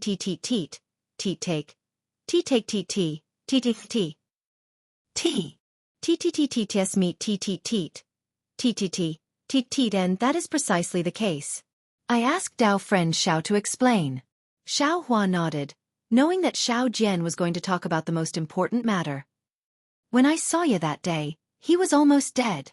Xiao Jian looked at Xianxia and said, that cruel duel arena was waiting for him to die and throw him to the dogs to eat. I couldn't bear to see him being eaten by the dogs, so I wanted to ask the duel arena to release ya and let I take him away. But what I didn't expect was that even if he was a dying person, they still wouldn't let him go. They actually asked I for a lot of money before they were willing to release him. I naturally wouldn't agree to it, and I was also unable to do so. After I pestered them endlessly, the duel arena became impatient and proposed a condition. They could let I take the dying you away, but 10 years later, you must return to the duel arena and have a duel with the strongest person in the duel arena. As long as you wins, they will return Ya's indenture contract to Ya and give you freedom. Ah! Wise Xiao Hua stared blankly. Yuan Ya's indenture contract is still in the duel arena's hands? Yes. Xiao Jian nodded. Almost 4 years have passed and there are still 6 years left. You must return to the duel arena. In these 4 years, I naturally wanted to guide Yuan Ya's cultivation, but I have the heart but not the strength. Yes, Yuan Ya is currently cultivating Dao techniques and it is impossible for him to reach large success in a short period of time. Not to mention 10 years, even 50 years is hard to say. Xiao Hua looked at Yuan Ya, who seemed as if he had just woken up from a dream, and nodded. Yes, that's why I wanted to entrust you to you. Xiao Jian smiled and said, I was all alone in this world and was able to live with you for 4 years. I have long regarded him as my nephew and I really can't bear to see him fall into the duel arena and die in the hands of others. Yes, I understand. Xiao Hua said indifferently, the duel arena's matter is nothing. I am currently injured and it's not very convenient. Master. No matter how stupid Yuan Ya was, he understood at this moment and hurriedly called out. Don't. Xiao Hua waved his hand and said, I haven't said that I will take you in. Let's talk about it later. Yes, master. Yuan Ya's reply was really smooth. Although Xiao Hua didn't agree to take Yuan Ya in, he was already relaxed. Xiao Jian was also overjoyed and asked tentatively, last night about Daoist Zhao's matter? Xiao Hua wasn't surprised. Tonight's matter was so big that it was impossible for Xiao Jian to not ask. He had already thought about it and said while waving his hand, it's just a medicinal pill that cultivators like us often use to replenish qi and blood. It's nothing. Last night, when you all left the mountain, this Xiao was resting here. That man kowtowed to this statue very sincerely. This Xiao looked at his sincerity and then looked at his wife and child at the foot of the mountain. This family of 4 is really pitiful. So I casually gave him 1 pill. Of course, I can't move now and can't go down the mountain to personally diagnose her. I don't even know the effect of that medicinal pill. Fortunately, it can be said that saving a life is better than building a 7-floor pagoda. Fellow Taoist Xiao Jian's face had a strange expression, as if he wanted to ask something, but felt that it was inappropriate. He rolled his eyes and said with a smile, this saving a life is better than building a 7-floor pagoda, is a saying of Buddhism. We Taoist cultivators can't relate to it. It doesn't matter. Xiao Hua said with a smile, as long as I can see this family of 4 safe and happy, I will also be satisfied. Isn't it just an ordinary medicinal pill? I can still afford to give it to you. Master. Yuan Ya at the side rubbed his hands and called out without any courtesy. Do you still have this kind of medicinal pill? If you don't call me master, I will give it to you. Xiao Hua said with a smile. Yes, master. Yuan Ya nodded. I won't call you master in the future.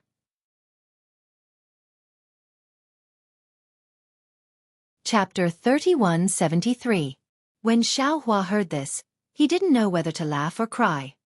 He helplessly looked at Yuan Ya's expectant eyes, and with a wave of his hand, he took out 2 parasol pills and threw them to Yuan Ya.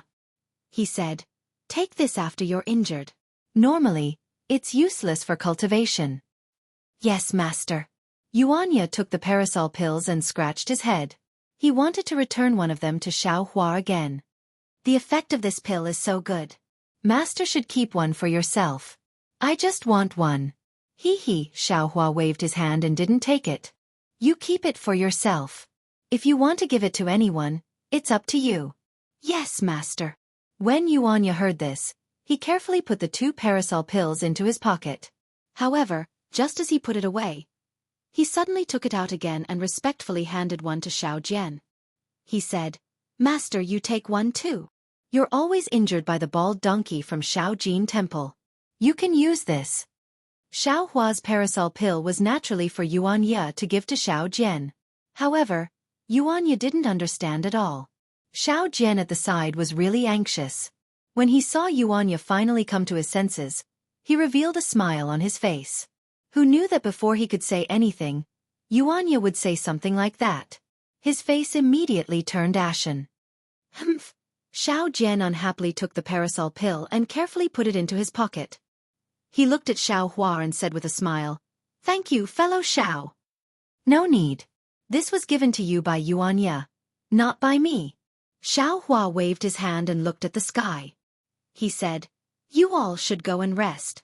Perhaps tomorrow, there will be more people coming to Rivertide Temple. That's right. My Rivertide Temple is no longer the same as before. Tonight, I'm going to pray for the villagers of General Ridge. Xiao Jian said with a smile. Although I already know Taoist Zhao's origin, I can't go back on my words. And Xiao Hua stood up. I'm going to cultivate. You all can do as you wish. That. Xiao Jian saw Xiao Hua stand up and hurriedly stood up. He wanted to say something but hesitated. Xiao Hua glanced at him and asked indifferently, Fellow Taoist, is there anything else? I know that fellow Taoist Xiao will leave the Longevity Town in 10 days. In these 10 days, if there is a sincere person who comes to my Rivertide Temple to pay respects to Taoist Xiao, would Taoist Xiao be willing to help? Xiao Jian hurriedly asked. The most important thing is that if fellow Taoist Xiao is willing to help, I will be able to gather enough money to renovate the statue of Taoist Xiao in the Rivertide Temple. It will also bring glory to my Taoist sect. Let's leave it to fate. Xiao Hua smiled and slowly walked out of the main hall. I'm just an ordinary cultivator, not a Taoist who can reach the heavens. Many thanks, fellow Taoist Xiao. Xiao Jian was overjoyed and bowed in greeting. He believed that with his silver tongue and Xiao Hua's occasional methods, the incense offerings of Jianghu Temple would definitely surpass Shaojin Temple. However, this thought only lasted for a moment, and he immediately laughed involuntarily. With Xiao Hua's help, how could the Taoist school be defeated in the challenge 10 days later? After 10 days, Shaojin Temple will no longer exist in Longevity Town. It doesn't matter if the Jianghu Temple doesn't have any incense offerings. Oh right, fellow Taoist Xiao. Seeing Xiao Hua walk out of the main hall, Xiao Jian suddenly thought of something and hurriedly said, Oh, is there anything else? Xiao Hua stopped and asked curiously. That. I know that fellow Taoist is an expert. Xiao Jian rubbed his hands and asked embarrassedly, But I don't have confidence in my heart, so I want to ask, fellow Taoist's cultivation is... What level is it in the first grade of essence energy? First grade of essence energy? What level? Xiao Hua stared blankly. How would he know what level of essence energy his cultivation was? Previously, when he was in the West Ocean, he saw a sea beast that Taoist leopard called 4th grade essence energy. Moreover, he and the others were also called 2nd and 3rd grade essence energy cultivators by Xianxia. As for how the essence energy was divided, he didn't really care. No matter what level of essence energy it was, it would still be killed by him.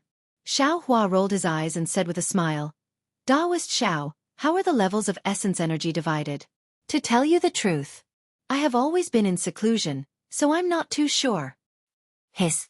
How is that possible?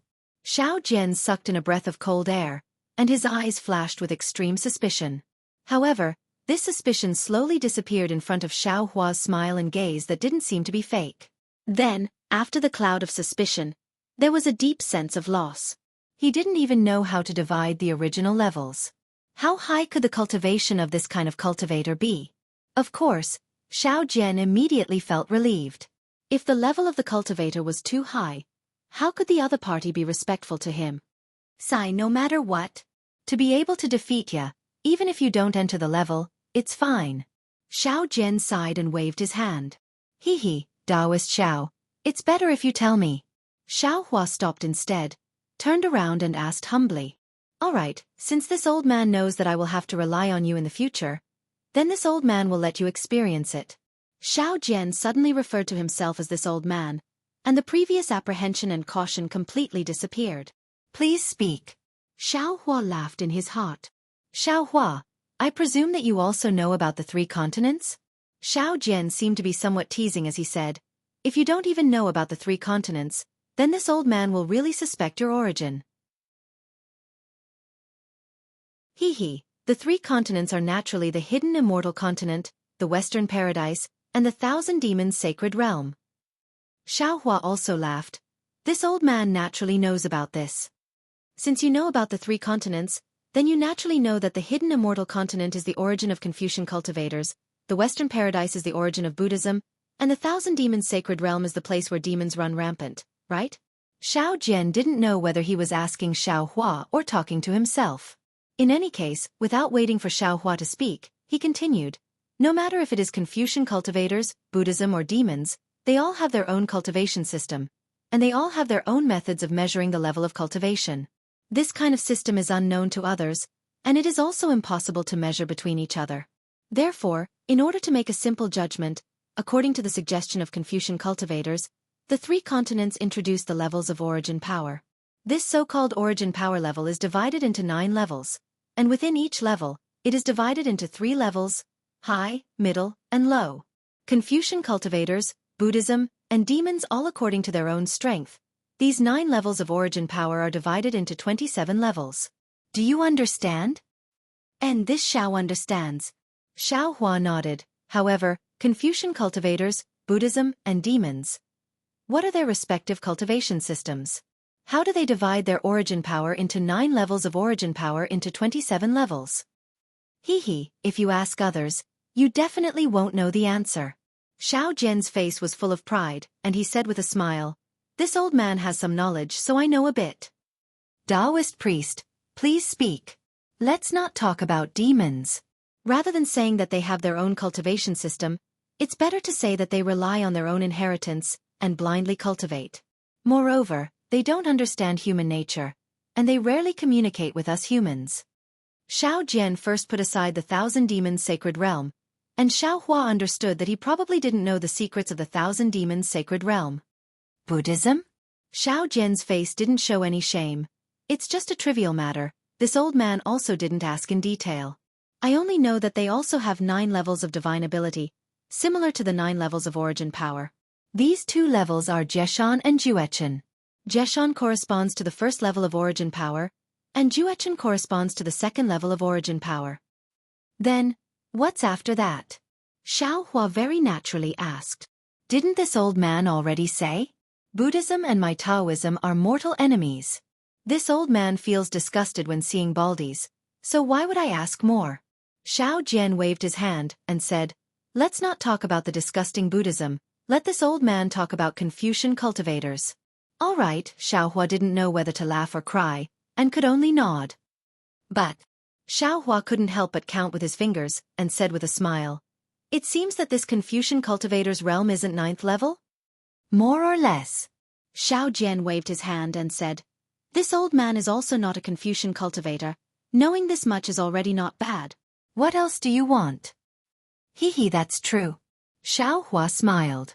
He saw that Xiao Jian directly used scholar and scholar to correspond to the 9th level of origin power, and didn't use refining essence into qi, refining qi into spirit, refining spirit into emptiness, refining emptiness into emptiness, and refining emptiness into emptiness.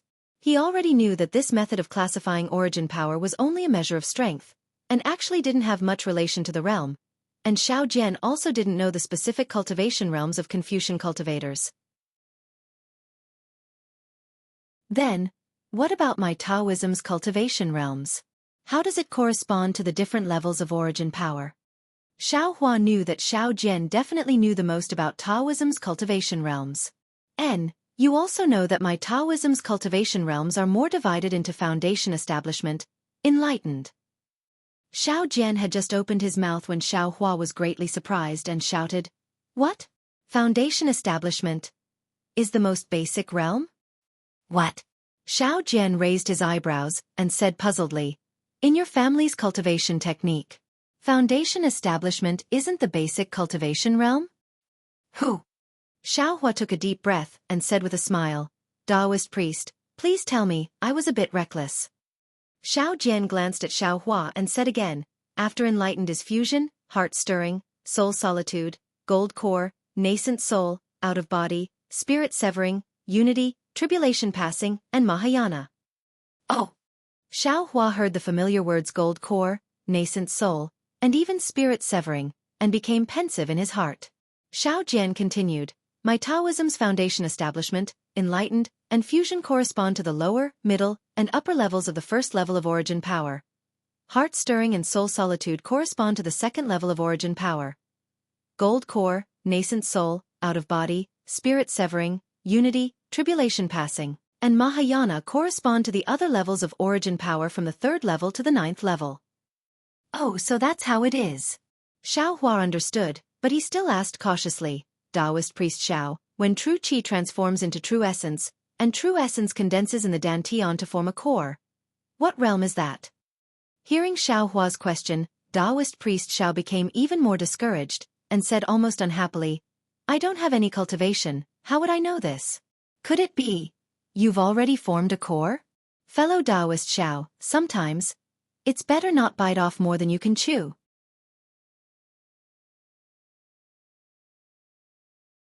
Chapter 3174. Zhang Xiaohua's heart was greatly shaken. Who else could it be? Wasn't it the last deity transformation cultivator that Zhang Xiaohua hadn't encountered after coming to the Xiaoyu continent? Xianxia Chan Ximiao? Zhang Xiaohua steadied herself and looked over. She saw that not far from Feng Shu, there was also a faint illusory figure looking at her with eyes full of pleasant surprise. Zhang Xiaohua was greatly surprised. She really couldn't imagine. How did she suddenly become a treasure that everyone wanted to snatch? Humph, Chan Ximiao, what's the meaning of this? This thing was first encountered by this old man, and it was also this old man who made the first move. You don't have any reason, yet you also want to get involved? Feng Shu sneered. Thing? Zhang Xiaohua's heart went cold and she inwardly sneered. I am actually a thing. Hee, what's wrong? Feng Shu, you're not happy? I was wondering why you repeatedly prevented me from investigating this little thing's meridians in the demon-resisting valley. It turns out that this little thing's body still has such a universe. Chan Ximiao sneered. Perhaps that soul-searching technique of yours was also deliberately used. If it was an idiot qi refining cultivator, wouldn't it be easier for you to take over his body? Humph. Feng Shu coldly snorted and didn't answer. Only after a long while did he say, "Since you know the importance of this person to this old man, you presumably also know that this old man must have him. You can leave now." Haha, it's precisely because I know his importance that this old man naturally also covets him. He's important to you, but isn't he equally important to this old man?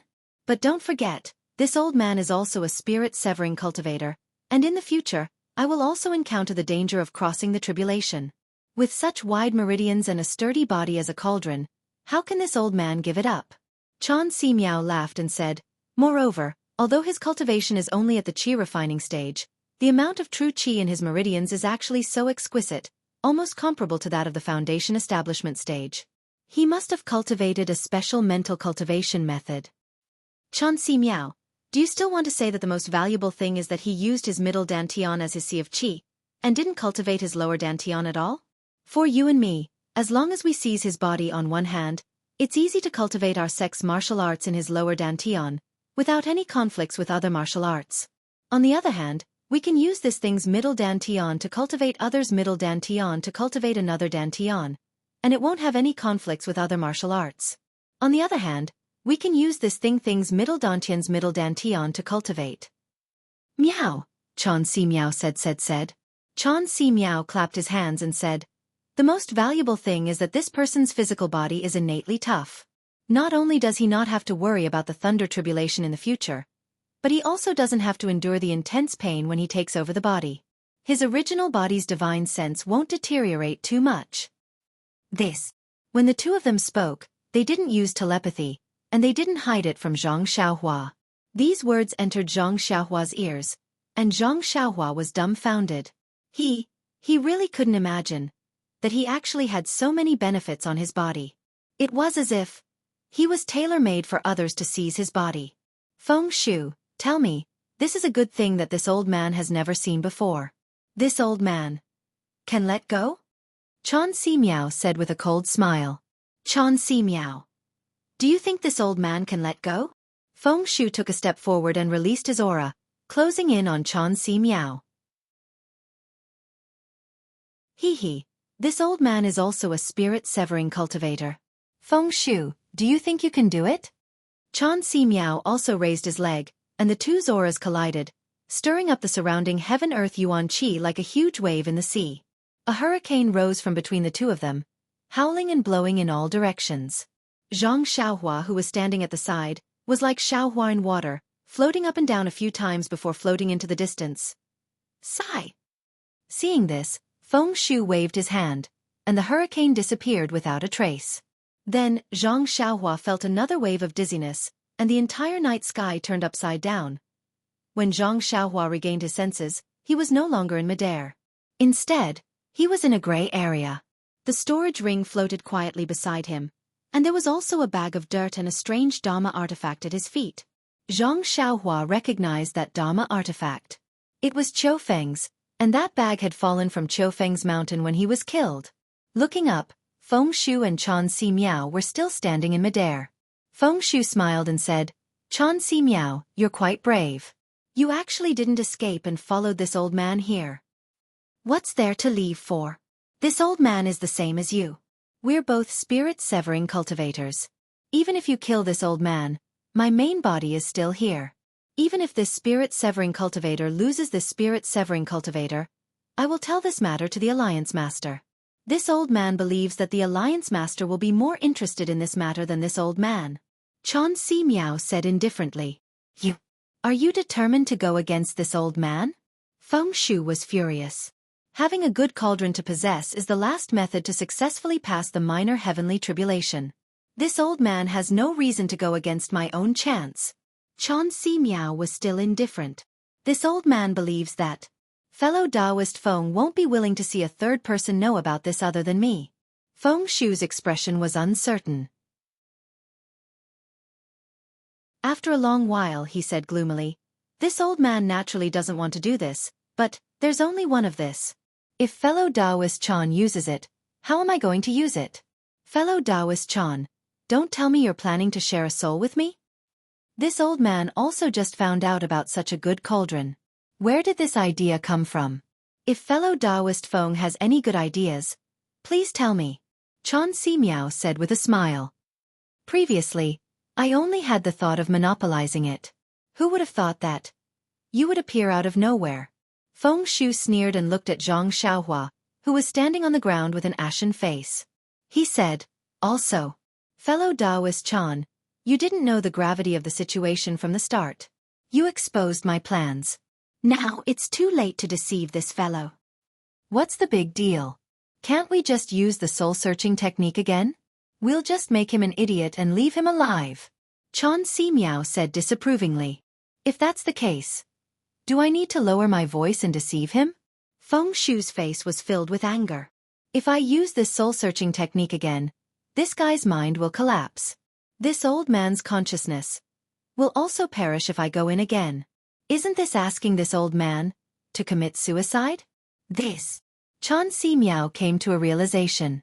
He thought for a moment and bowed deeply. Fellow Taoist Feng, this matter. I was careless. Please forgive me. However, fellow Taoist, you don't have to be too concerned. I know a small mystic technique. There's no need to search his soul. I can erase this short-term memory. What could Feng Shu do? He knew that Chan Si Miao would definitely not let go. He could only wave his hand and say, forget it. Who knows if your mystic technique will work? It's not wrong to not know, but later, during the discussion, fellow Taoist Chan will have to take half a step back.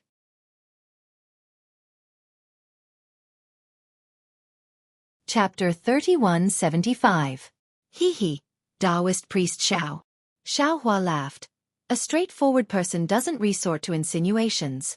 Others may not know whether Taoist priest has cultivation or not, but how could I not know? What? You actually… Taoist priest Xiao turned pale with fright, almost jumping up. You were really sent by them? Who are they? Xiao Hua laughed. Taoist priest Xiao is too suspicious. Could it be that if you weren't sent by them, they wouldn't know that you have spiritual sense? You… Taoist priest Xiao's face turned ashen, but immediately after, his face showed ecstasy again. Just as he was about to speak, Xiao Hua immediately waved his hand. Don't talk nonsense. You should first answer this Xiao's question. Yes. Taoist priest Xiao almost stuttered in his surprise. True essence condensing into a core is naturally the golden core realm that all Taoist disciples dream of. Other than this, what else is possible? Could it be? Taoist priest Xiao. Oh no, senior Xiao is already. Third grade essence force? Third grade essence force? Xiao Hua laughed. This Xiao wants it, but it doesn't want this Xiao. Do you think this Xiao is third grade essence force? Xiao Hua's words were naturally ambiguous, but in a normal person's impression, Xiao Hua naturally admitted that he was not third grade essence force. No, not possible. Taoist priest Xiao seemed to suddenly wake up at this time, shaking his head vigorously, trying to throw away his unrealistic delusions. Taoist priest Xiao has naturally terminated meridians. It's not possible for him to enter the Foundation establishment realm, not to mention consecration and fusion. But… Finally, Taoist priest Xiao struggled like a drowning person grabbing onto a water plant, saying, but that bald donkey from the small gold temple is at most in the early stage of the benevolence realm. He can be considered a low first-grade essence force. If Taoist priest Xiao can enter the ranks, then you can defeat the Buddhist sect and expel that group of bald donkeys from Longevity Town. Taoist priest Xiao. Are you in the ranks or not? Hee hee. Xiao Hua smiled slightly, turning around to leave and said indifferently, this Xiao can be considered in the ranks. Looks like if this Xiao doesn't say it, you won't be able to sleep tonight. Ha ha ha, Taoist Xiao was overjoyed. He bowed and said, since Taoist Xiao is at the lower first rank, then the challenge in 10 days will depend on you. Xiao Hua flicked his sleeves and ignored Xiao Jian's bow. Xiao Jian seemed to be an unspeakably snobbish person. His attitude towards Xiao Hua changed several times. Xiao Hua originally had the cultivation of a Buddhist sect, so he only treated the fight between Xiao Jin Temple and Jianghu Temple as a joke. However, the arrogant words of Xiao Jin Temple's monk Mingyu, who even proposed to expel Xiao Jian and Xianxia from Longevity Town, was not something Xiao Hua was willing to see. Therefore, this was also one of the reasons why Xiao Hua helped Xiao Jian. After all, Xiao Hua was also from the Tao sect. It was impossible for him to watch Taoism be expelled from Longevity Town by the Buddhist sect. Of course, 10 days was indeed a short period of time for Xiao Hua. It was impossible for him to completely clean out the earth crystal Yao milk in his meridians, dantian, and flesh. However, looking at Monk Mingyu's fat body and Xianxia's ability to fight 1 against 5, there was no reason why Xiao Hua couldn't sweep through Xiao Jin Temple's monks. As for Longevity Academy and the people Chansher Mingyu relied on, Xiao Hua didn't care about them at all. Even if he couldn't recover to his peak state, when facing some foundation establishment or even Jindan stage cultivators, Xiao Hua definitely wouldn't be at a disadvantage just by relying on some yellow and fire talismans. It was exactly as Xiao Hua said. He indeed had the cultivation of a 4th-rank origin energy, but right now, his meridians and flesh were filled with earth crystal Yao milk. He couldn't use any divine abilities, so he really was just in the ranks. The 3 lonely and helpless Taoist cultivators of Jianghu Temple saw the light and were filled with hope for their future. One closed his eyes and meditated, one meditated and prayed for blessings, and one even laid down on the branch of a banyan tree, looking up at the stars in the night sky. It was unknown what he was thinking. Less than 5 li north of Longevity Town, there was a hill several li in size. Xiao Jin Temple, which was a dozen times larger than Jianghu Temple, was built on top of this hill. At this moment, inside Xiao Jin Temple, the rhythmic sound of a wooden fish in the main hall was heard along with the loud and clear sound of a bell. The fat monk Mingyu, who was wearing a bright kasaya, put down the small wooden mallet in his hand. He looked at the 30-something people in the main hall with great satisfaction and said in a deep voice, "Today's evening class ends here, you all can go back and rest." "Yes, Abbot," the 30-something people replied in unison. It was very loud and resounding in the main hall, making Monk Mingyu even happier. After all the monks left, Monk Mingyu stood up, tidied up the kasaya on his body, and turned his head to look at the slightly old Shakyamuni Buddha statue in the main hall. He respectfully knelt down, kowtowed to the ground, and said in a low voice, "My Buddha disciple Mingyu has been in this Shaojin temple for more than 10 years. Previously, there were only 3 to 5 people in Shaojin temple. But now, there are a lot of people, reaching 32. My Buddha must have seen disciples' hard work in these 10 years. Of course, disciples' hard work is incomparable to my Buddha's boundless Dharma. The reason why Shaojin temple is so prosperous is all because of my Buddha's mercy, and not because of disciples' hard work. Disciple is willing to take root in Longevity Town's Shaojin temple, in this corner of hidden immortal continent, to plant my Buddha's mercy deep into the hearts of mortals, to let them know. In this world, there is only Buddha, only Nirvana is their best home.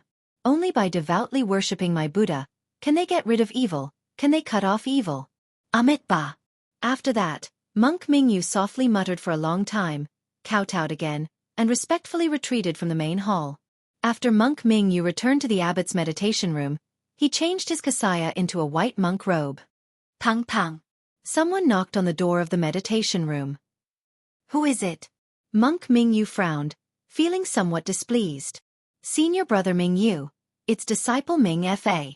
A respectful voice sounded from outside the door.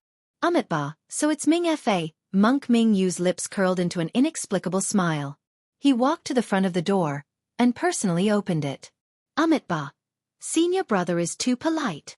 The one standing outside the door was the monk who followed behind Monk Mingyu in the afternoon. At this moment he had a smile on his face, and his palms were clasped together as he said respectfully, "You only need to say the word, and disciple will enter. Why do you need to personally open the door?"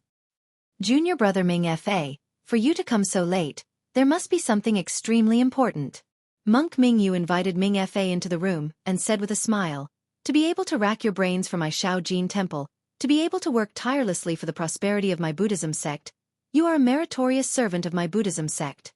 This poor monk naturally has to personally open the door." "Thank you for your trouble, senior brother." Ming Fa sat on the praying mat somewhat cautiously. Monk Mingyu personally held the pot, poured a cup of tea, and then asked with a smile, "May I know what is the matter, junior brother?"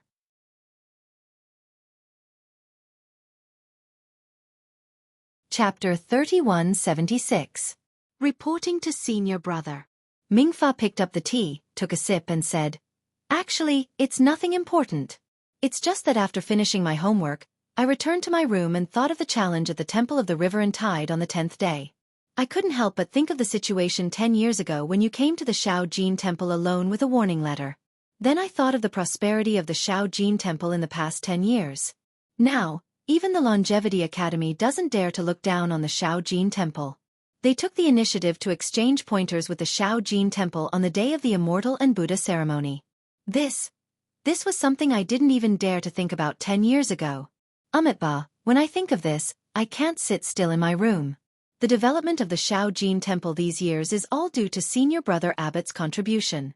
Therefore, I came here to thank Senior Brother Abbot for the effort you put in for the Shaojin Temple."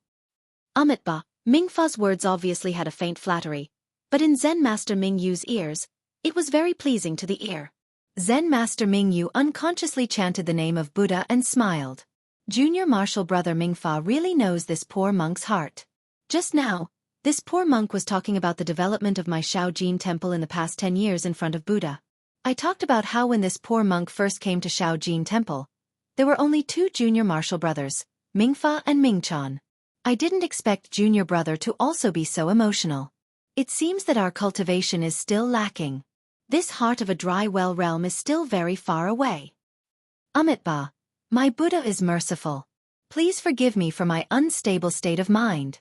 Ming Fa hurriedly put his palms together and said very sincerely, "Haha, junior brother Ming Fa. If Buddha sees that the small gold temple has become so prosperous in our hands, I'm afraid he won't punish you." Zen Master Mingyu immediately curled his lips and said with a smile, For the Shaojin Temple, for the Buddhism sect, I'm willing to accept Buddha's punishment. Ming Fa also said. Junior brother, please have some tea. Zen Master Ming Yu raised his cup and took a sip himself. He looked at the night sky outside the Zen door and sighed. Junior brother is right. Although we are Buddhists, we should have a pure heart and few desires. We should serve Buddha wholeheartedly. But in the end, we are just ordinary people. After all, we still have this stinky body. Seeing the Shaojin Temple being so prosperous, how could we not be happy? How could he not be proud? Back then, when this old monk came to Small Gold Temple, the first person I paid my respects to was Immortal Academy's Zhu Junfeng. Although that Confucian Dean Zhu was very courteous to this old monk could tell from his disdainful gaze that he was rejecting my Buddhist sect. Yes, Senior Brother Abbot is right. In the 3 continents, other than the Western Paradise, which is the pure land of my Buddhist sect, the hidden Immortal Continent and the Thousand Demons Sacred Realm are not places that my Buddhist light shines upon. Within the Thousand Demons Sacred Territory, who knows how many disciples who are willing to sacrifice themselves for the development of our Buddhist sect have been buried in the mouths of demons. On the hidden Immortal Continent, there is the resistance of Confucian cultivators. The spread of our Buddhist sect's dharma has also been greatly hindered. We disciples of the Buddhist sect have a long way to go. Ming Fa nodded his head in agreement. That's right, Junior Brother Mingfa. This is the voice of millions of Buddhist sect disciples. We are not afraid of blood and tears. We are not afraid of difficulties. We just want to illuminate the entire 3 continents with Buddhist light. Zen Master Ming Yu's face showed a trace of redness. His eyes also flashed with fanaticism. Unfortunately, Ming Fa slightly clenched his teeth. The matters of this world are a test for us Buddhist disciples. In this small immortal town, not only does Immortal Academy have Ruo Tonglong tightly protecting their sphere of influence, even Taoism has revived from the ashes. A long time ago declined Rivertide Temple. A wandering Taoist dares to go against my Small Gold Temple, challenging the dignity of my Buddhist sect. Hee, I won't hide it from Junior Brother. Zen Master Ming Yu said with a smile. Back then when this old monk saw that Taoist surnamed Zhao's face, I looked down on him from the bottom of my heart. What the hell? A scoundrel wants to challenge my Small Gold Temple in Immortal Town. Who does he think he is? Indeed, Ming Fa said with a smile. I remember the first time this old monk saw that so-called Taoist Xiao. He was no different from a beggar. However, this beggar-like person actually went against my Small Gold Temple in all aspects. Zen Master Ming Yu said with a sigh. If not for the fact that this Rivertide Temple doesn't have many Taoist disciples, perhaps in these 3 to 4 years, that Rivertide Temple really could catch up to my Small Gold Temple. This can't help but make me think of our Small Gold Temple back then. At that time, in Zhu Juanfeng's eyes, you and I probably weren't much different from this Taoist Xiao, right? How could it be that simple? My Buddhist sect's dharma is boundless. What does his Taoist sect have? It's nothing more than some tricks. It's fine to deceive ordinary people, but in front of us, it's just a joke. I believe that Immortal Academy knows all of this. The problem is. Zen Master Ming Yu smiled bitterly. My Small Gold Temple is entangled with Rivertide Temple. So many years of pure reputation will turn into flowing water. Even if I can't see Rivertide Temple clearly, how will the secular people of Immortal Town view my Small Gold Temple? In the past, they compared Small Gold Temple to Immortal Academy, but now? They want to compare Small Gold Temple and Rivertide Temple on the same level. At this point, Zen Master Ming Yu said with some disappointment, I originally didn't want to say this. Yesterday, Minister Lu didn't even invite my Small Gold Temple's monks. So why did Ming Fa Shidi insist on bringing a few disciples to Minister Lu's home? Although Minister Lu didn't want to embarrass Small Gold Temple, so he gave half of the ritual to you. But can't you use your brain to think? How can my Buddhist sect's ritual be compared to Taoists? How can they be compared? Yes. Ming Fa's face showed some disapproval, but he still lowered his head and agreed. The most terrible thing is. Zen Master Ming Yu didn't stop talking, and continued to reprimand. After the ritual, you actually had a conflict with Rivertide Temple. You and your group of close to 10 people against Rivertide Temple's 2 people, if others knew. It would be strange if my Small Gold Temple wasn't laughed to death. Senior Abbot, I know I was wrong. Ming Fa had no choice but to lower his head and explain. It wasn't that I insisted on going to Minister Lu's home to fight with Rivertide Temple for the ritual. It was that this ritual was agreed upon the last time Minister Lu came to my small gold temple to worship Buddha. Who knows what Taoist Xiao said to Minister Lu? I'm afraid he sowed discord and said that my small gold temple was in the wrong. That was why Minister Lu was persuaded to invite Rivertide Temple over. I only went to Minister Lu's home as agreed, but I only bumped into Rivertide Temple. And Minister Lu also said it clearly. He was careless and mixed up the matter. Sigh, forget it. 10 days later, this kind of thing won't happen again. Shitty, you have to take this as a lesson and never let it happen again. Zen Master Mingyu sighed and didn't want to pursue the matter. Senior Abbot, 10 days later. Which Shu will be coming? Why will he come? Ming Fa's eyes lit up and asked curiously. If I'm not wrong, it should be Yunlin Temple's Shu Xinghai. Speaking of Xinghai, Zen Master Mingyu's eyes lit up, as if he was envious and jealous.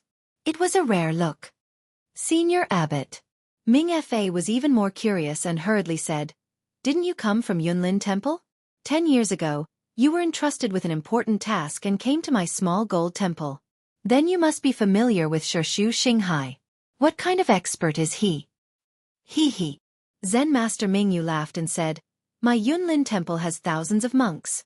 Although they are all devoted to Buddha, they all have their own responsibilities. Shu Xinghai is my Buddhist protector and has Buddhist supernatural powers. How can I know him? I have only seen Shu Xinghai a few times on some occasions. Speaking of Buddhist supernatural powers, Senior Abbot, you have to explain it to Shitty. Ming Fa's eyes were even more fervent. For us small gold temple Buddhas, other than Shitty who came from Yunlin Temple, we all entered Buddhism from small gold temple. We are really ignorant. By the way, although the monks of small gold temple have practiced some martial arts in order to protect the temple, they are still far from Xianxia of Jianghu Temple. If we all practice Buddhist supernatural powers, who would be afraid of a wandering Taoist? When Zen Master Mingyu heard this, a hint of awkwardness flashed across his face. He put his palms together and said, Junior brother Ming Fa, fighting and killing should be the responsibility of the Buddhist guardians. We only need to spread the Buddhist Dhamma and teach the ordinary people to be good. Senior brother. Ming Fa smiled bitterly. The problem is that our small gold temple doesn't have a protector. If we had one, would we still be afraid of Xianxia of Jianghu Temple? Even if there was that old Taoist and that young Taoist who just appeared today, I don't think we need to be afraid. Speaking of this, Ming Fa said with some hatred, I think that Taoist Xiao wants to get back last night's embarrassment, so he challenged our small gold temple in public. He thinks that we can't deal with Xianxia alone. He wants to laugh at our small gold temple. He really didn't expect that Senior Brother Abbot would take advantage of the situation to propose a competition in 10 days. He even proposed that whoever loses would leave Longevity Town, forcing him to a dead end. He lifted a rock and smashed it on his own foot. How can we compare to Martial Uncle Xinghai's cultivation? Amit Ba. Zen Master Mingyu chanted. I was also stunned by Taoist Zhao's anger this afternoon and lost my cool. That's why I proposed that bet. Actually, now that I think about it, Taoist Xiao came later. His existence doesn't matter at all. Whether he is here or not, Jianghu Temple is still a broken Taoist temple. On the contrary, our small gold temple is in a disadvantageous position. If Martial Uncle Xinghai didn't come and it was someone else, there might really be a problem. Then what should we do? Ming Fa was also shocked and said anxiously. Zen Master Mingyu smiled. Of course, then again, even if Martial Uncle Xinghai didn't come, Yunlin Temple will send a Martial Uncle of the Transcendence Realm. That Xianxia is definitely not his opponent. You and I can rest assured.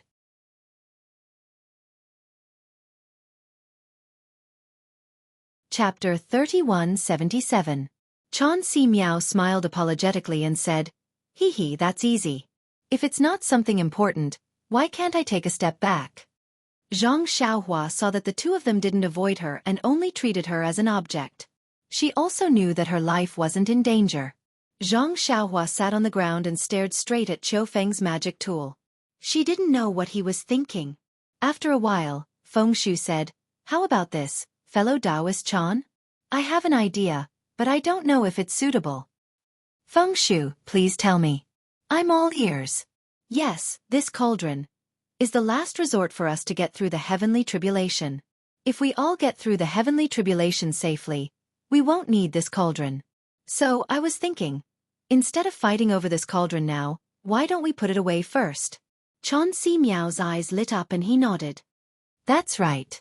We're only in the middle stage of the soul formation stage. There's still some time before we pass the minor tribulation. Why should we fight to the death now? Why don't we use it when we pass the minor tribulation in the future? Also, if fellow Taoist Chan successfully passes the tribulation, we won't have to fight over it, right? Feng Shu flattered him. Hee, thank you for your kind words. Chan Si Miao smiled and said, also, although our cultivation levels are similar, we won't pass the tribulation at the same time. How about this? Let's make an agreement. Whoever passes the tribulation first gets to use the cauldron first.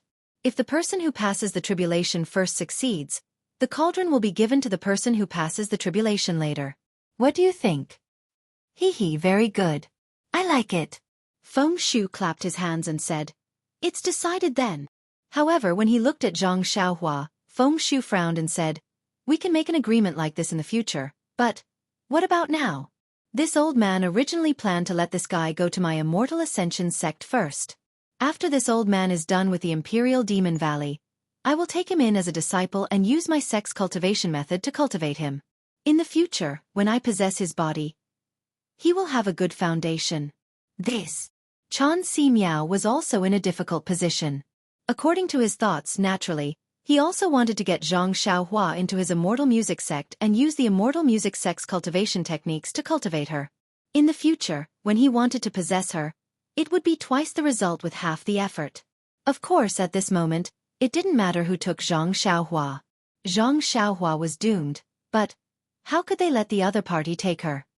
Why don't we find another sect and let him stay there? Feng Shu suggested. Don't. Chan Si Miao shook his head like a rattledrum.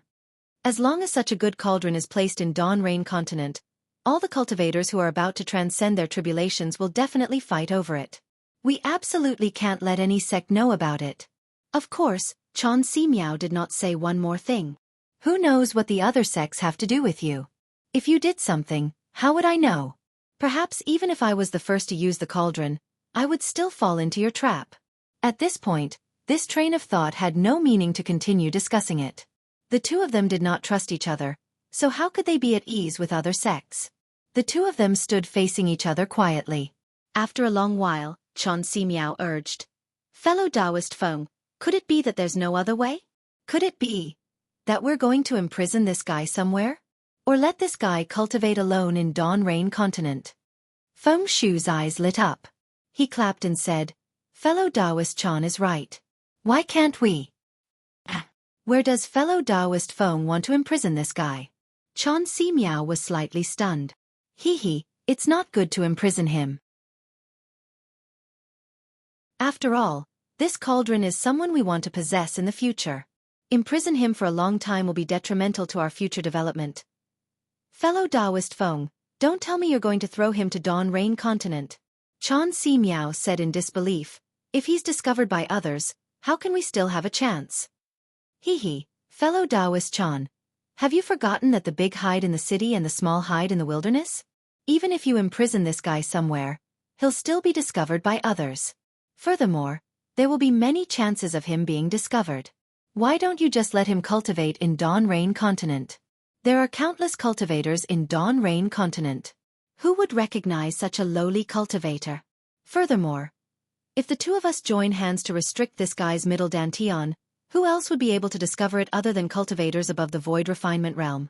How could such an insignificant cultivator be discovered by a cultivator with a higher cultivation base than us? Even if this guy's aptitude is very good. But there's no need to wait until then. You and I can transcend the minor heavenly tribulation, right? Fellow Taoist Feng is indeed wise. Chan Si Miao clapped again. However, he immediately felt bewildered. If this guy doesn't have our guidance and only starts from Qi refinement realm, I'm afraid his lifespan won't be enough. Feng Shu smiled bitterly. Could it be that fellow Taoist Chan has a better idea? If fellow Taoist Chan is still worried, why don't you let me bring him back to the Immortal sect? Of course, Chan Si Miao shook his head. Then, Feng Shu whispered a few words to Chan Si Miao. Chan Si Miao was shocked at first.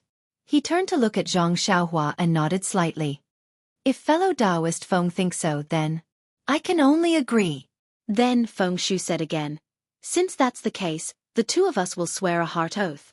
From today onwards, the two of us will never reveal this matter to anyone, including our own disciples. Furthermore, no disciple of the Immortal Ascension sect or the Immortal Music sect can give this guy any guidance.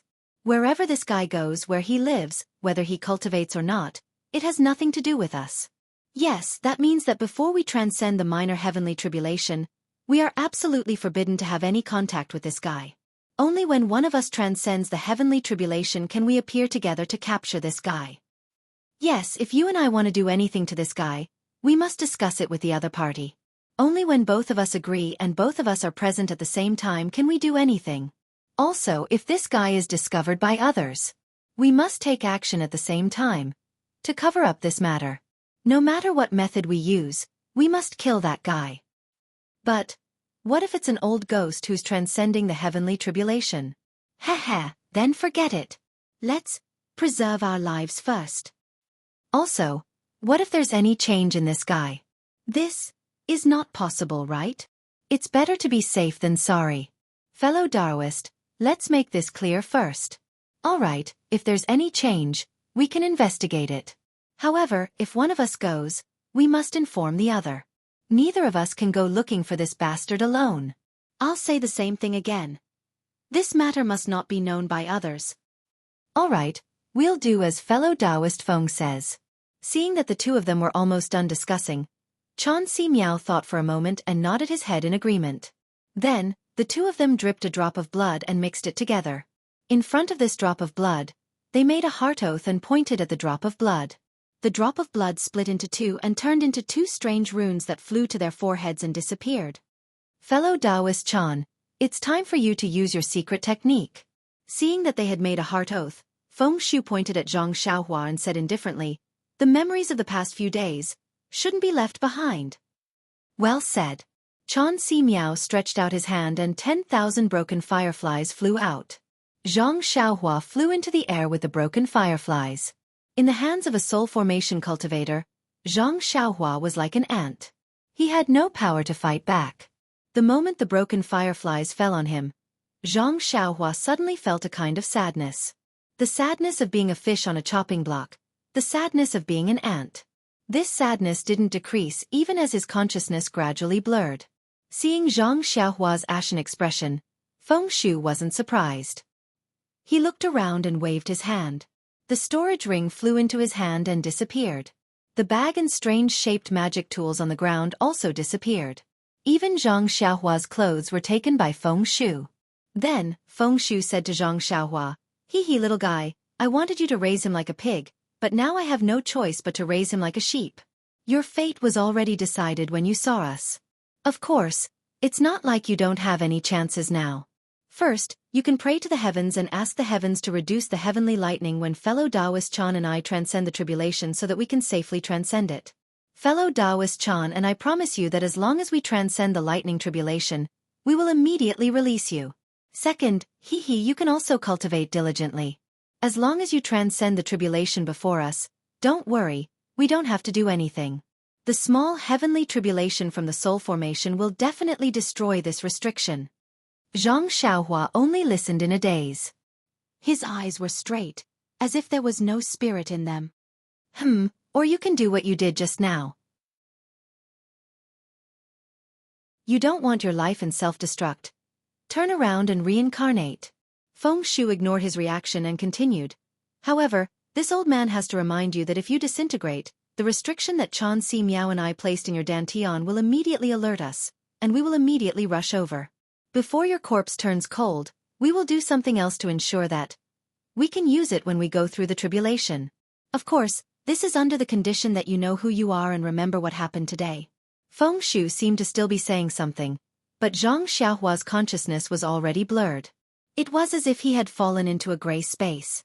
There was no possession, no furnace, no pain, no sadness. Fellow Taoist Feng.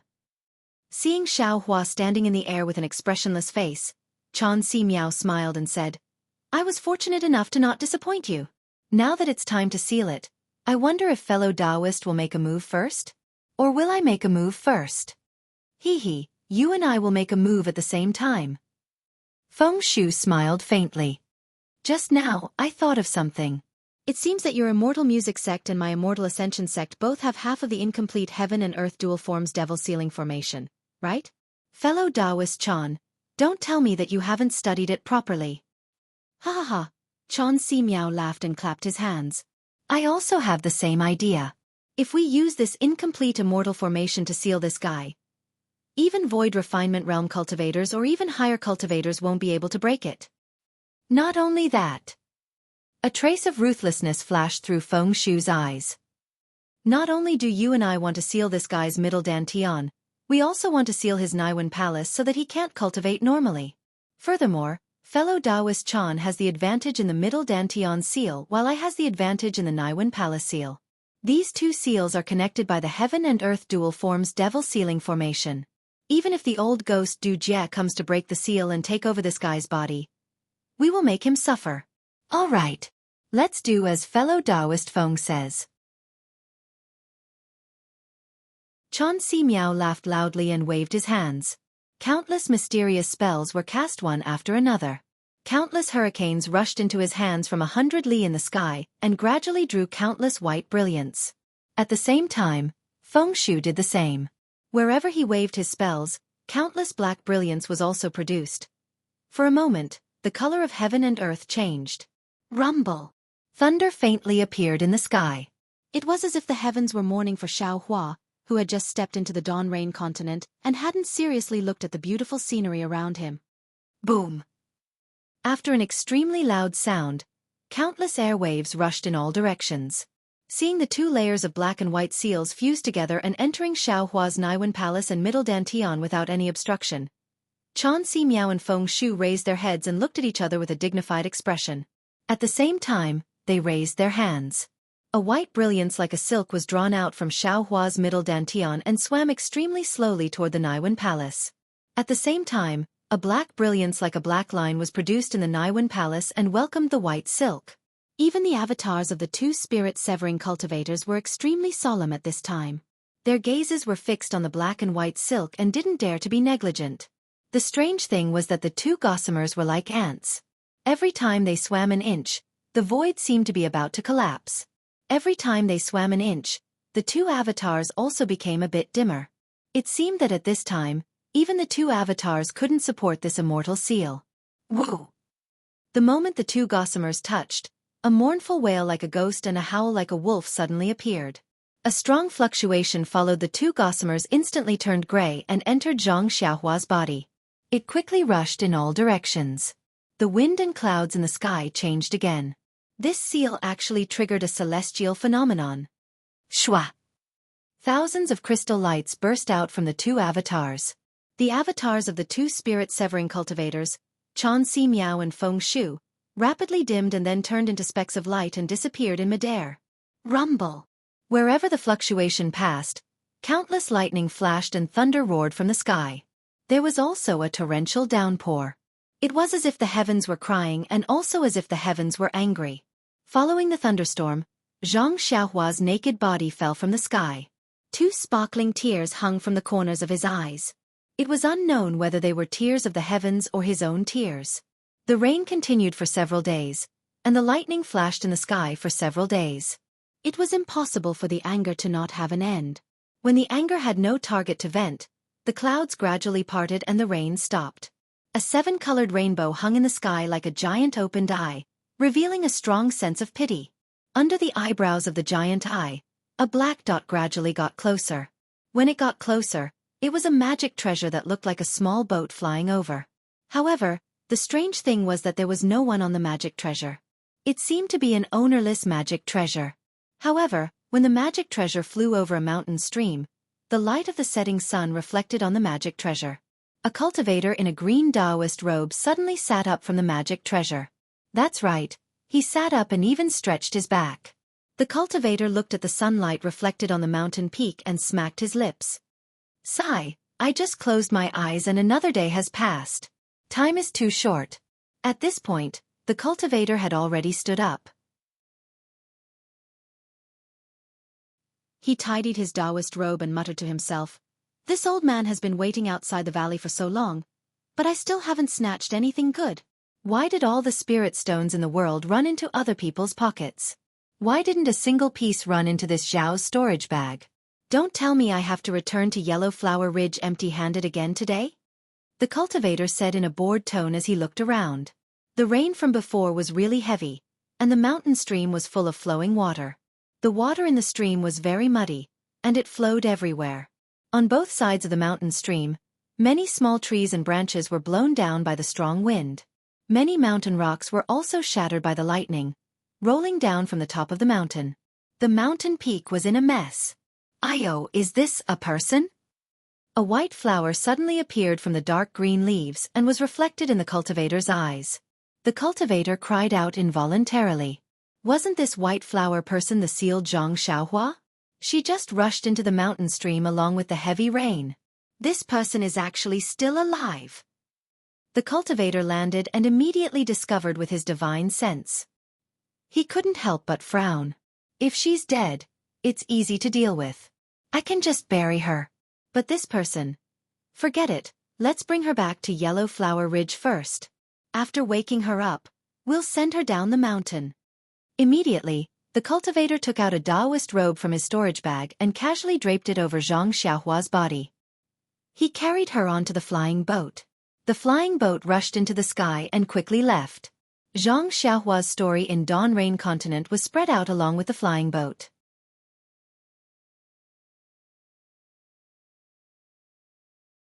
Chapter 3178. That's good. Ming Fa heaved a sigh of relief and asked again, "Senior brother, what is the Transcendence realm that you mentioned?" I don't know much, so I'll answer your questions today. Hearing Ming Fa's question, Zen Master Ming Yu had no choice but to answer. When I was in Yunlin Temple, I occasionally chatted with Martial Uncle while he was preaching about Tao. We talked about the 9 realms of Buddhism's supernatural powers. What 9 realms? Ming Fa couldn't help but ask. I only know the 4 realms of benevolence, transcendence, Ru Go and Ming Jin. Zen Master Ming Yu answered. Martial Uncle never mentioned the other 5 realms, so I don't know either. Martial Uncle Xing Hai is only in the Transcendence realm? If it's Ru Go and Ming Jin, how powerful would they be? Ming Fa asked enviously. Oh right, Senior Brother Abbot, you. Didn't I say it earlier? We are different from Buddhism's Dharma protectors, so we don't have to emphasize on cultivation realms. Zen Master Ming Yu smiled. We only need to exhaust our energy to serve Buddha, and when we have enough merit, we can attain Buddha fruit. That's the best outcome. Sigh, how can it be easy to attain Buddha fruit in Buddhism's 7 realms? However, the sapphire Buddha fruit would probably require tens of thousands of merit points, not to mention the supremacy, Heavenly King, Golden Gang, Arhat, Bodhisattva, and Buddha. This penniless monk does not even know how much merit points would be required to obtain the Arhat, Bodhisattva, and Buddha. According to what I know. Zen Master Ming Yu hesitated and said softly, some Buddha fruits can't be attained in a lifetime, but in 2 or even 9 lifetimes. TSK. So difficult. Ming Fa took a deep breath and said angrily, previously, I was ignorant and thought that Buddha fruit was Buddhism's supernatural powers, but after hearing Senior Brother Abbot's words, there's a huge difference. Don't be discouraged, Junior Brother Ming Fa. Speaking of the supernatural powers of Buddhism, I've been practicing for more than 10 years, but I've only just stepped into the realm of benevolence. If I want to cultivate benevolence to perfection and enter the dust realm, I'm afraid it's impossible in this lifetime. Zen Master Ming Yu encouraged Ming Fa. However, we have spread the Dharma in the Longevity Town and revitalized the Buddhist sect. With the accumulation of merit, it's not impossible for us to attain the indigo Buddha fruit in this lifetime. Yes, I understand. Ming Fa put his palms together and lowered his head. Buddha is merciful. Buddhism is widely spread. Regardless of whether it is the cultivation of divine abilities or the accumulation of merit, it will pave the path to heaven under the feet of us bodhisattvas. This disciple is willing to make the indigo Buddha fruit my lifelong pursuit. I will give my everything to Buddha Tathagata. Excellent. Zen Master Mingyu also pressed his palms together and said with a smile, Junior brother, you are so ambitious. You will definitely be able to attain Buddhist enlightenment. I'm very gratified. Disciple thanks Senior Brother Abbot for clearing my doubts tonight. Ming Fa stood up and thanked him. Disciple will take his leave now. Yes, Junior Brother Mingfa. The Immortal Buddhist ceremony in 10 days will be the first for our Shaojin Temple. You must not make any mistakes. Start preparing from tomorrow onwards. Zen Master Mingyu stood up and instructed. Yes, I understand. Senior Brother Abbot, please rest assured. Ming Fa agreed and slowly left the meditation room. Sigh, competing with the Jianghu Temple is really an unfair victory. I wonder if Martial Uncle Xinghai will agree. Looking at Ming Fa's departing figure, Zen Master Mingyu sighed. However, I don't think he will watch us get chased away by the Taoist priests of the Jianghu Temple, right? The two monks of the Shaojin Temple were thinking about the Buddhist challenge in 10 days and preparing for the Immortal Buddhist ceremony that was held once every 10 years. On the west side of the Longevity Town, in the Longevity Academy, which was several times larger than the Shaojin Temple, the sound of reading resounded from the academy, resonating in the night sky. Following the sound of reading, wisps of faint mist danced in the night sky. Also, traces of undetectable brilliance slowly scattered, enveloping the entire academy. Within the brilliance, in a corner of the academy, beside a lush bamboo forest, a disdainful voice reprimanded from within a small and exquisite library. Jun Feng, you are a little reckless. The Immortal Buddhist ceremony can be lively, but it is only held in our Longevity Academy. Why did you drag the Shaojin Temple into it? A small temple actually wants to stir up trouble in the Longevity Town. Why don't you take a look at the morals of these monks? Haha, Mr. Tien, you worry too much. Following this voice, another voice sounded in the library. It was Zhu Junfeng, Dean Zhu of the Longevity Academy. He held the fist-sized lamp on the desk and looked at the white-haired but hale and hearty thin old man in front of him. He smiled and said, I just happened to be returning from a walk outside the town with a group of scholars. When I heard about the bet between the Shaojin Temple and the 3 Taoist priests of the Jianghu Temple, I felt it was funny. That's why I spoke. I wanted to let them know that in the Longevity Town, only the Longevity Academy counts. Whether it is the Shaojin Temple or the Jianghu Temple, they are jackals of the same tribe. Yes, I just feel that competing with the Shaojin Temple and celebrating the Immortal Buddhist ceremony is beneath the dignity of the Academy. It's not that I am dissatisfied with your arrangement. Mr. Tai nodded and said, If we can use the Immortal Buddhist ceremony to suppress the arrogance of the Shaojin Temple, that would be great. That's exactly what I was thinking. Zhu Junfeng explained. In the past few decades, the Buddhism sect has been wantonly spreading Buddhism in the hidden Immortal Continent and the Thousand Demons Sacred Realm. Although this doesn't violate the public opinion of the 3 continents, they have been brazenly establishing temples and sending some ignorant people into Buddhism. This has affected the rule of the Confucian cultivators in the hidden Immortal Continent. I used the Immortal Buddhist ceremony to make the Shaojin Temple suffer. This is also a blow to them and let them know when to stop. Don't be greedy. The Buddhism sect has big plans. We Confucian cultivators are already vigilant. Mr. Tai frowned. The Buddhism sect has been building temples in the hidden Immortal Continent and spreading Buddhism to the point where it can't be suppressed. However, we Confucian cultivators have been building academies in the Western Paradise and teaching students. Progress is slow. The Buddhist people in the Western Paradise are very ignorant. It's hard to use benevolence, righteousness, propriety, wisdom, and faith to teach them well. Even if it's difficult, we have to face it. Otherwise, how can we go up and down to seek? Zhu Junfeng was also somewhat worried. However, from what I saw today, the Shaojin Temple has been unscrupulous in order to destroy the Jianghu Temple. The Buddhism sect's intention of eliminating dissidents is really scary. It's far from our Confucian cultivators' breadth of mind. That's right. That abbot of the Shaojin Temple called Monk Mingyu obviously had the confidence to win. He was sure that after 10 days, there would be a Buddhist expert who defeated Xianxia. That's why he restrained himself and pushed the challenge 3 days later to 10 days later.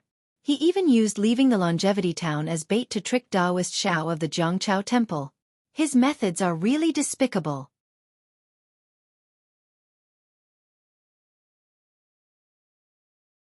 Chapter 3179. Poor Taoists. The Immortals and Buddha's ceremony is in 10 days. Although Longevity Academy won't make a move, they will disappear from Longevity Town under the pressure of the Buddhist sect. Mr. Taiyan couldn't help but lament the fate of the Rivertide Temple. Who says Chongqing Academy won't do anything? Zhu Junfeng smiled. Since Mr. Jianli is here, don't go back empty-handed. No matter what Buddhist masters come from Shaojin Temple, let Mr. Mo do it.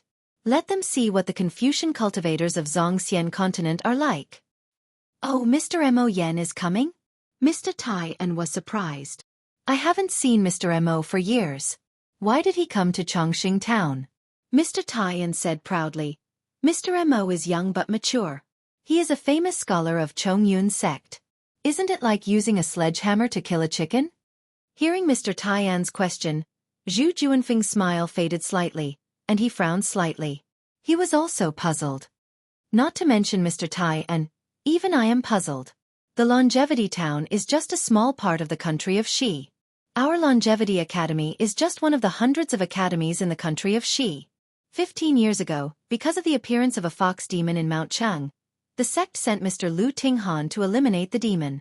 I passed by the Longevity Town and stayed for half a day. Since then, no other scholars have passed by here. Even if there are disciples of the sect who want to cross Liao River, they come from Jishun Town. Very few of them come to Chongqing Academy. Mr. Jianli's arrival is very sudden. Didn't the sect say anything else? Mr. Taiyan didn't believe him. Oh, Mr. Jianli. Zhu Junfeng pretended to exaggerate. Sir is a senior elder of my Longevity Academy. Before this little one came to Longevity Town, Longevity Academy was managed by Sir alone. If the sect has information, how could this little one dare hide it from Sir? Ha ha ha, Mr. Taiyan laughed heartily. He stroked his beard and shook his head. I'm just curious. If you don't want to tell me, I won't ask. Whoosh. At this moment, a green sword light flashed in the night sky outside the library. It cut through the open window and rushed in front of them. Who is it? Zhu Junfeng didn't have time to check what the sword light was. He turned his head abruptly and looked out of the window. His originally black and white eyes flashed with a faint clear light. Zhu Junfeng used the greenwood eyes of a Confucian cultivator to examine the situation around Longevity Academy. Mr. Taiyan waved his hand, and a ball of true qi flew out from his sleeve, instantly turning into a dozen or so strands to surround the sword light. Within the true qi, the sword light suddenly converged. It was a thumb-sized green flying sword. Mr. Taiyan opened his mouth and infused his true qi into the flying sword.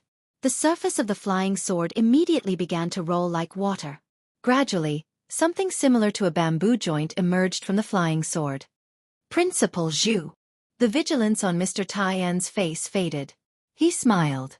This is a flying sword message from the sect. Try using Longevity Academy's sword comprehension technique. Zhu Junfeng used his greenwood eyes to observe for a moment. There was nothing strange within a few miles of the Chongqing Academy. He knew that the sword light must be a message from the sect. He nodded and formed a sword sign with his hands. When a few streams of Zhen Qi rushed into the bamboo joint like flying swords, the bamboo joint slowly opened. A clear voice came from the bamboo joint. Zhu Yan, I am Mo Jianli from the sect. I am now on the Liao River, which is more than 15 miles south of the Chongqing Academy. I have something to ask you. As Mo Jianli's voice faded, the bamboo joint slowly dissipated. Then, it turned back into a thumb-sized sword. Mr. Mo. Zhu Junfeng reached out and the sword landed in his hand. He carefully examined the sect insignia on the sword. He couldn't help but frown. He looked at Mr. Taiyan and asked curiously, How did he get here so quickly? Last time, the message said that he would come to Longevity Academy in about 6 days. Moreover, why did he go to Liao River instead of coming to Longevity Academy so late at night? Could it be that his main purpose of coming here today is Liao River? Haha, since Mr. Mo is here, why don't we go and ask him? Why bother guessing? Mr. Taiyan said with a smile. When Zhu Junfeng heard this, he couldn't help but laugh. Haha, exactly. Tonight, The sky is clear and the stars are like lanterns. I really want to go to the Silver Han Dynasty with Mr. Tai N. We'll play the stars and welcome the guests from afar. That's right, that's right. I want to go with you. Mr. Tai N was in high spirits. He shook his hand, and a jade pendant flew into the air like an auspicious cloud. Then, he opened his mouth and breathed in a puff of true qi. The jade pendant flashed with a faint white light. Then, it turned into an auspicious cloud several feet in size and floated in front of Mr. Tai N. Mr. Tai N raised his leg and stepped on it. The cloud rose into the air and rushed out of the library. Mr. Tai N's robes fluttered in the wind, making him look like an immortal. Mr. Tai N's auspicious cloud pendant is indeed marvelous. It's not something an ordinary origin artifact can compare to. Zhu Juanfeng's eyes flashed with a divine light as he praised. He extended his hand, and his index and middle fingers came together to form a sword seal. Rise, following Zhu Juanfeng's soft command, a wang sound of a sword rang out. The treasured sword hanging on the wall of the library flew out of its scabbard, and like a silver dragon, it streaked across the air and rushed past Zhu Junfeng. Zhu Junfeng nimbly leaped onto it, and the treasured sword did not stop there either. It also rushed out of the library. In the sky above the library, other than the sound of students reading, Mr. Tai N's voice could also be heard. The building is 100 feet high, and the stars can be plucked with one hand. I don't dare to speak loudly for fear of alarming the people in the sky. Ha ha. Zhu Junfeng heard this and laughed inwardly. Mr. Tai N is in high spirits today. I'm afraid that Mr. Mo Jianli has inspired him. Mr. Tai N has spent his entire life practicing the classics. Today, he has only reached the middle stage of transforming energy into qi. He is only a scholar.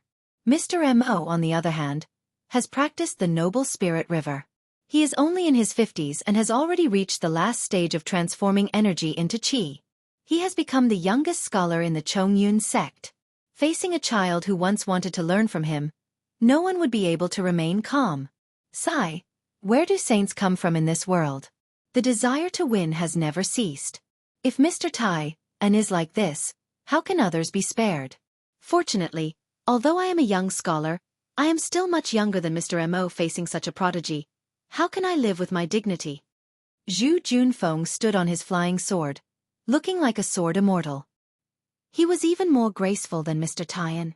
Mr. Tai N's high spirits had already attracted the attention of countless students. When Zhu Junfeng flew out, it caused a stir.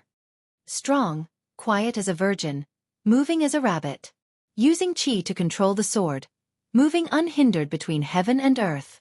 This is my life's pursuit. A few students with delicate features could not help but clench their fists and sigh. I am willing to use my heart to strike the sky. I am willing to use my pure heart to cover the 9 provinces. I am willing to use the righteous energy of heaven and earth to destroy all demons and monsters in the world. Some students even sighed in the sky. However, more students were still whispering to each other. Since the headmaster has such a cultivation, if we work hard and train hard, we will definitely be able to win first place in the annual competition. Only then will we have the opportunity to enter the sect to cultivate. Only then will we be able to fulfill our ambitions. Our wish to sweep the world with our swords and cover the 9 provinces will come true. That's right. It's better to retreat and form a net than to admire the fish in the abyss. Of course I won't lie to you. As they spoke, some students woke up from the chaos. They picked up their books and began to study word by word. Not long after, wisps of clear energy filled the entire academy, becoming denser and denser. Outside Longevity Town, night had already fallen. The fog of dusk only began to slowly recede at this time.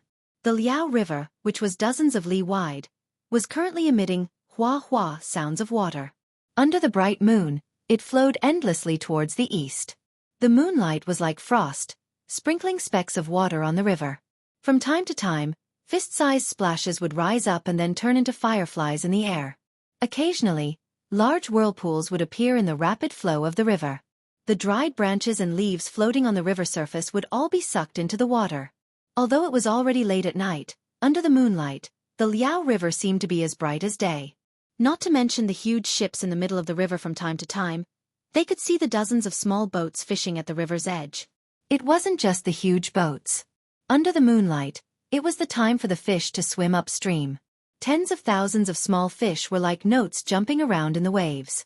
They jumped and attacked the water, going against the current, unwilling to go with the flow.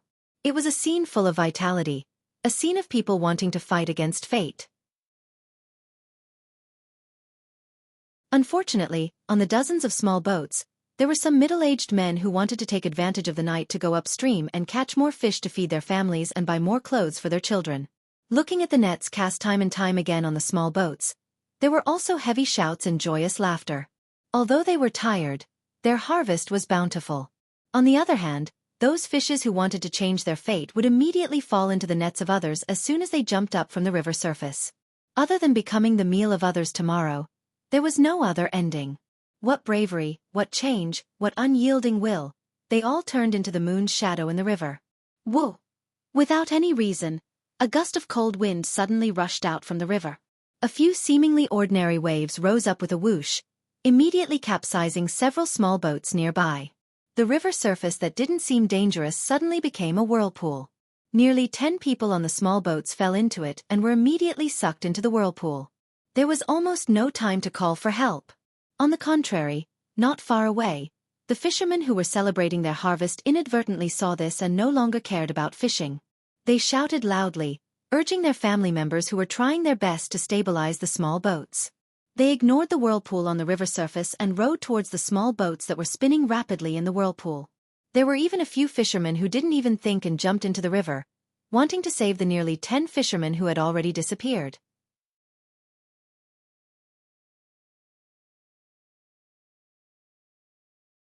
Chapter 3180.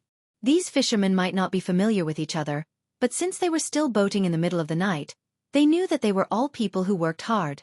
If they could lend a helping hand, no one would be stingy. How could their honest and upright hearts think more than that? Since those fishermen did not surface from the river, how much stronger could they be? But the strange thing was that these fishermen were much more agile than the upstream fish in the river. In a short moment, they had already neared the numerous large whirlpools. However, the moment the fishermen touched the whirlpools, they immediately sank into the water and did not show their heads again. It was as though they had never appeared in the first place. This time, the numerous fishermen who had rushed over from behind turned pale with fright. They hurriedly screamed and fled towards the shore with all their might. Unfortunately, it was already a little too late.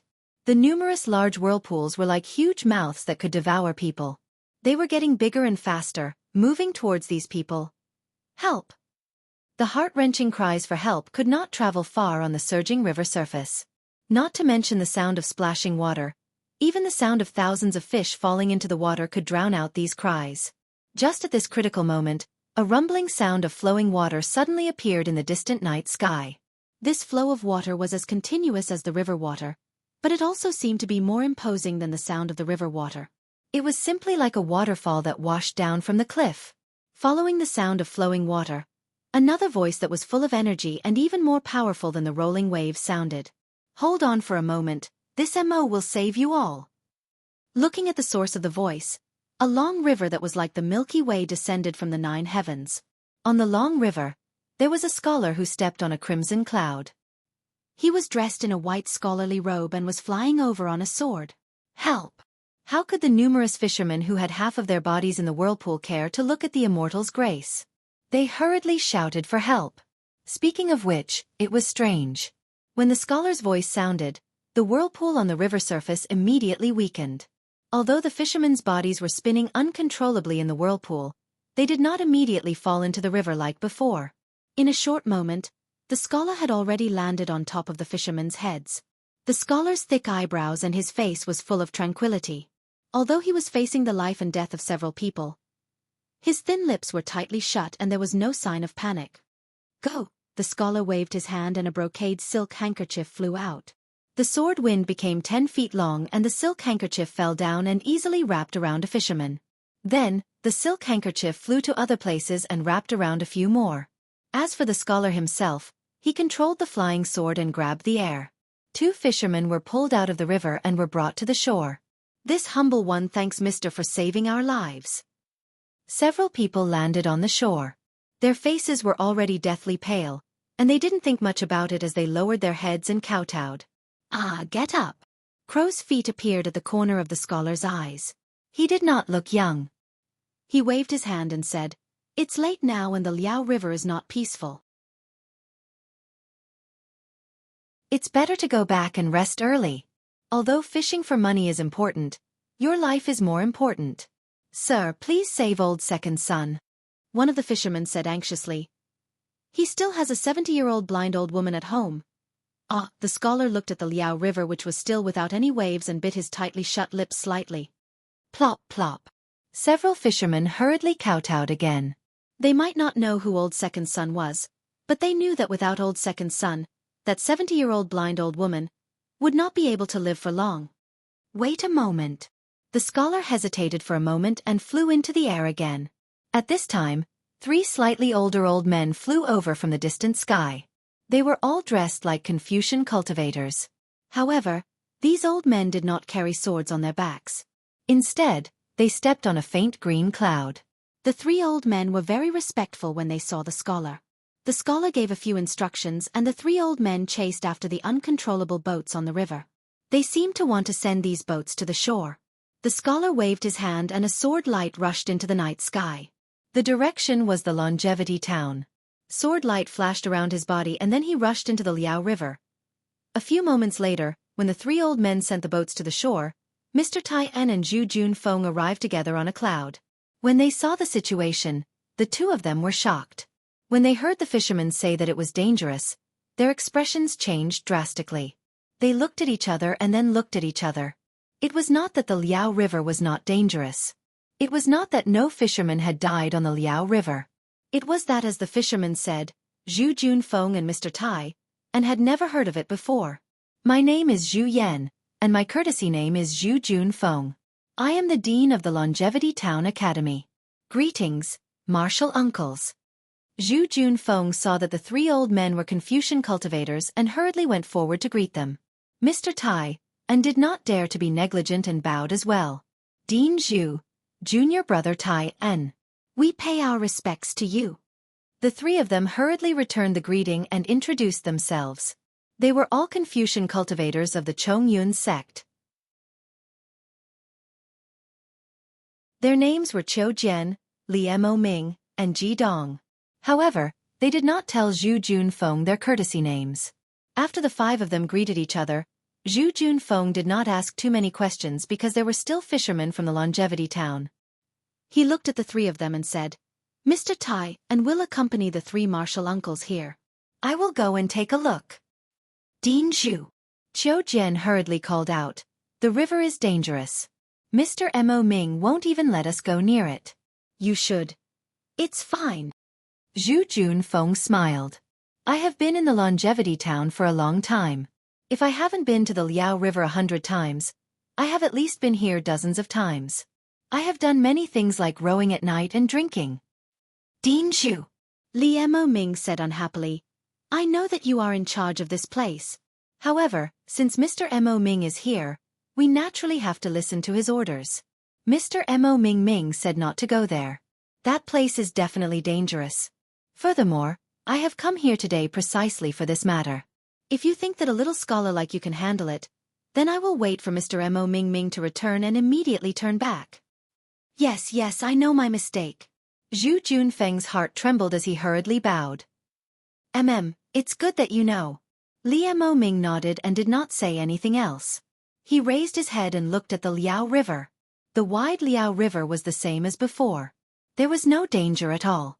There were very few giant boats in the middle of the river, but one would occasionally sail by. The lights on the giant boat flickered with the stars in the sky, and the fragments of moonlight on the river's surface seemed to resonate with each other. It made one wonder if this was the falling stars in the sky. Whoosh!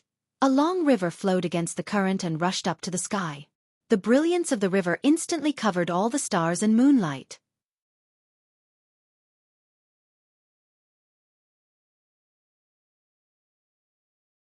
Chapter 3181. Mr. Mo is back. Ji Dong frowned and exclaimed, "But Mr. Mo?" Yes, Mr. Mo stepped on the river and flew across the sky, landing right in front of them. Unfortunately, his hands were empty, Not even the corpses of the fishermen. My apologies. Mo gently landed, ignoring Zhu Junfeng and Mr. Tai En. Instead, he walked up to the fisherman and bowed. I have failed you. Not only did I not find Sun Lauer and the others, I did not even see their corpses. Mr. Mo, you didn't go with the river? The fisherman asked in disbelief. Of course I did. Mo Genli was not embarrassed by the fisherman's pointing fingers. He explained calmly, I have checked the area within a few miles, including the bottom of the river. Hiss. The fishermen were shocked, their bodies trembling. Could it be? Could it be? I don't know what it is and I didn't see it, so I don't dare to say anything. But for now, don't come out to fish at night. Mo Genli said in a gentle voice. Of course, we will try to find the reason around the longevity town, but there might be some accidents. You should wait until the truth is out. But we all fish for a living. Even if we don't come out at night, we have to come to Liao River during the day. One of the fishermen said boldly. Sigh. Mo Genli sighed, looked at Zhu Junfeng, and said to the fisherman, the Longevity Academy of the Chongyun sect will do its best to protect you. However, you all still need to be careful. Mo Genli then took out a silver coin from his pocket and handed it to the fisherman. He said, This is for Sun Lauer's mother. Please give it to that poor old woman for me. Thank you, Mr. Mo. The fisherman took it gratefully. I thank you on behalf of Sun Lauer. I will definitely bring this to Sun Lauer. Please don't worry. You can go now. Mo gently waved his hand. The fishing boat has been found. Go home quickly. Yes. Thank you, Mr. Mo. The fishermen were overjoyed, but still scared. They packed up their fishing gear and their harvest and hurried back. Greetings, Mr. Li. Zhu Junfeng could still call the few scholars martial uncle, but Mo Genli, who was a scholar, could only call him grandmaster. However, among Confucian cultivators, teacher was an honorific, regardless of seniority. Most Confucian cultivators liked to hear this honorific, so Zhu Junfeng naturally addressed him as teacher. Yes, Principal Zhu. There was no trace of a smile on Mo Genli's face. He seemed to be feeling guilty about what had happened just now. He cupped his hands and bowed. This old man will be troubling the principal for a period of time from now on. I don't dare. Sir, please call me Junfeng. Zhu Junfeng hurriedly said respectfully. Sir, you are my senior. Regardless of knowledge or cultivation, you are my teacher. The dean is just a common name. Sir, please don't humiliate me. All right. Mo gently nodded, then bowed to Mr. Tai En and said, Mr. Tai En, I haven't seen you for many years. Today, I see that you are still as strong as before. Mr. Mo. Mr. Tai En was not convinced before he came here. However, when he saw Mo Genli was neither arrogant nor humble. Mo Genli was so amiable even in front of a few lowly fishermen, he was convinced. He hurriedly bowed and said, In the early years, I just explained a few things to you. I don't dare to call myself your teacher. Sir, you are wrong. A teacher for a day is a father for life. Mo Genli's tone was still a bit indifferent. Although you have never been my teacher, a few words of advice are enough. It is the tradition of Confucian cultivators to respect their teachers. If I don't acknowledge you as my teacher just because my cultivation is higher than yours, how can I carry forward the inheritance of Confucian cultivators? Haha, Mr. Mo. Mr. Tai En laughed. You can call me Mr. Mo. You don't have to call yourself my student. Otherwise, as a scholar, if I were to hear a scholar call me teacher, I would also feel uncomfortable in my heart. All right, I got it. Mo Genli didn't hesitate. He nodded and said to Zhu Junfeng, Junfeng, did you hear what the fisherman said just now? Do you know what's going on? I've heard about it. Zhu Junfeng hurriedly replied. I've never seen such a situation in all my years in Longevity Town. However, legend has it that thousands of years ago, Liao River was inhabited by the Water Tribe. These Water Tribe are cruel and often eat mortals alive. Every year, the Longevity Town would have to hand over virgin boys and girls on time. Otherwise, they would flood the town. That's right. Mr. Tai En nodded. I've heard about it too. Because of the Water Tribe, the Longevity Town was plunged into misery and suffering. The people had no way of making a living. Almost every family was wailing in grief. 7 out of 10 people left for other places. Later on, an immortal passed by the Liao River and saw a group of fishermen carrying a crying boy and girl to throw into the Liao River as a sacrifice to the water tribe. Only then did he make a move to subdue the demon. He fought with the water tribe for 3 days and 3 nights, fighting until the sky turned dark and the earth turned dark. In the end, the water tribe was killed. Blood flowed all over the river. The immortal floated away.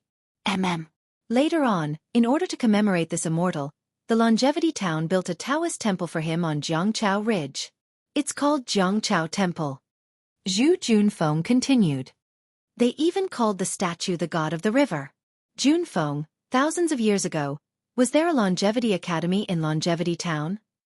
Mo Jianli asked abruptly. Of course there wasn't. Zhu Junfeng said curiously. My Chongyun sect only built the Longevity Academy 1,200 years ago. At that time, I'm afraid my Chongyun sect was still a small sect, right? Mo Jianli nodded. However, even if there wasn't a Longevity Academy in the Chongyun sect, there was still a Jianghu Academy in the Bamboo sect. So why didn't the Longevity Town spread the story of the Jianghu Academy, but instead built a Taoist temple in Jianghu Ridge? I don't know. Zhu Junfeng was a little embarrassed. The Academy's records about this are not very detailed. I don't mean to blame you. Mo Jianli explained. I received a secret order from the sect and found this information in the sect's records about the Longevity Town. I didn't know about this before. Mister, please enlighten me. Zhu Junfeng clasped his hands and said. There's no other reason. It's because the students of the Jianghu Academy from the Bamboo sect all died in the battle with the Water Tribe. None of them survived. And that so-called immortal was just passing by when the Water Tribe died and took advantage of the situation. It's not like the story said, where they saw some virgin boys and girls. Mo Jianli sneered. That so-called immortal was not a Taoist cultivator, but a Buddhist disciple. But that disciple was not a monk who shaved his head, so he was mistaken for a Taoist cultivator. A Buddhist disciple who didn't shave his head. Zhu Junfeng was surprised. There's such a person? Which one is it? The sect's records didn't mention it in detail, so I don't know. Don't ask too much. I guess the sect didn't want to leave behind a thick mark of the Buddhism sect in the Longevity Town. Mo Jianli said lightly. And in the following thousands of years, the number of Buddhist cultivators gradually decreased. On the contrary, there were more and more monks who shaved their heads in the Xianxia continent. Oh! Zhu Junfeng was deep in thought. Mr. Tai frowned and said, Mr. Mo, so what happened today? I don't know either. Maybe it's a little strange. Mo Jianli sighed. He turned to look at the moon, which had already set, and the Liao River, which was covered in mist again, and said, Our Chongyun Martial School has received some news. It seems that some water-kind creatures have come to the Liao River. As for whether they are the descendants of those water-kind creatures thousands of years ago, and whether they want to harm the Longevity Town, the Martial School has no right to know. But for the safety of the Longevity Academy, I have been ordered to come here. Hiss. Hearing this, Zhu Junfeng gasped and said hurriedly, The Water Tribe are naturally demons. They have a long lifespan, which is far from the human race. This Liao River is far away from the East Sea, and there hasn't been any Water Tribe members wreaking havoc for hundreds of years. If there really are Water Tribe members coming, they must be the descendants of the Water Tribe. It's too early to make a judgment now. Mo Jianli waved his hand. It's better to wait and see. All right, Mr. Tai, and looked at Zhu Junfeng and said in a low voice, The Shaojin Temple seems to have sent experts here too. Could it be because of this? Maybe. Mo Jianli's eyes flashed with a trace of disgust. The Buddhism sect is everywhere in the Xianxia continent. Their dharma is the best at bewitching people. What happened in the Longevity Town thousands of years ago may be hidden from ordinary people, but it may not be hidden from the Buddhism sect's experts. And now they have many spies in the Xianxia continent. The sources of information are no less than us Confucian cultivators. If the Chongyun sect can get the information, they can get it even more. Besides, the Shaojin temple has grown from a small temple of 2 or 3 monks to a temple of 30 or 40 people. Its future is limitless. It can't be ignored by the Yunlin Temple. I just don't know which monk from the Yunlin Temple came here today. And Zhu Junfeng suddenly remembered something and said hurriedly, "This afternoon, a demon appeared on the streets of the Longevity Town." "Oh? What demon? What's its cultivation level?" Mo Jianli's eyes lit up as he asked. Zhu Junfeng hurriedly told him what he heard, and then said, "A few students from the academy who returned early have seen it." "Mister, why don't you come back with me and ask for more details?" "That's right." Mo Jianli clapped his hands and said, "Since there are traces of that demon, I'm more confident now. Jidong, you stay here. If you encounter anything strange, just go back to the academy and report it to me." "Yes, Mr. Mo." Jidong answered and walked out from the crowd.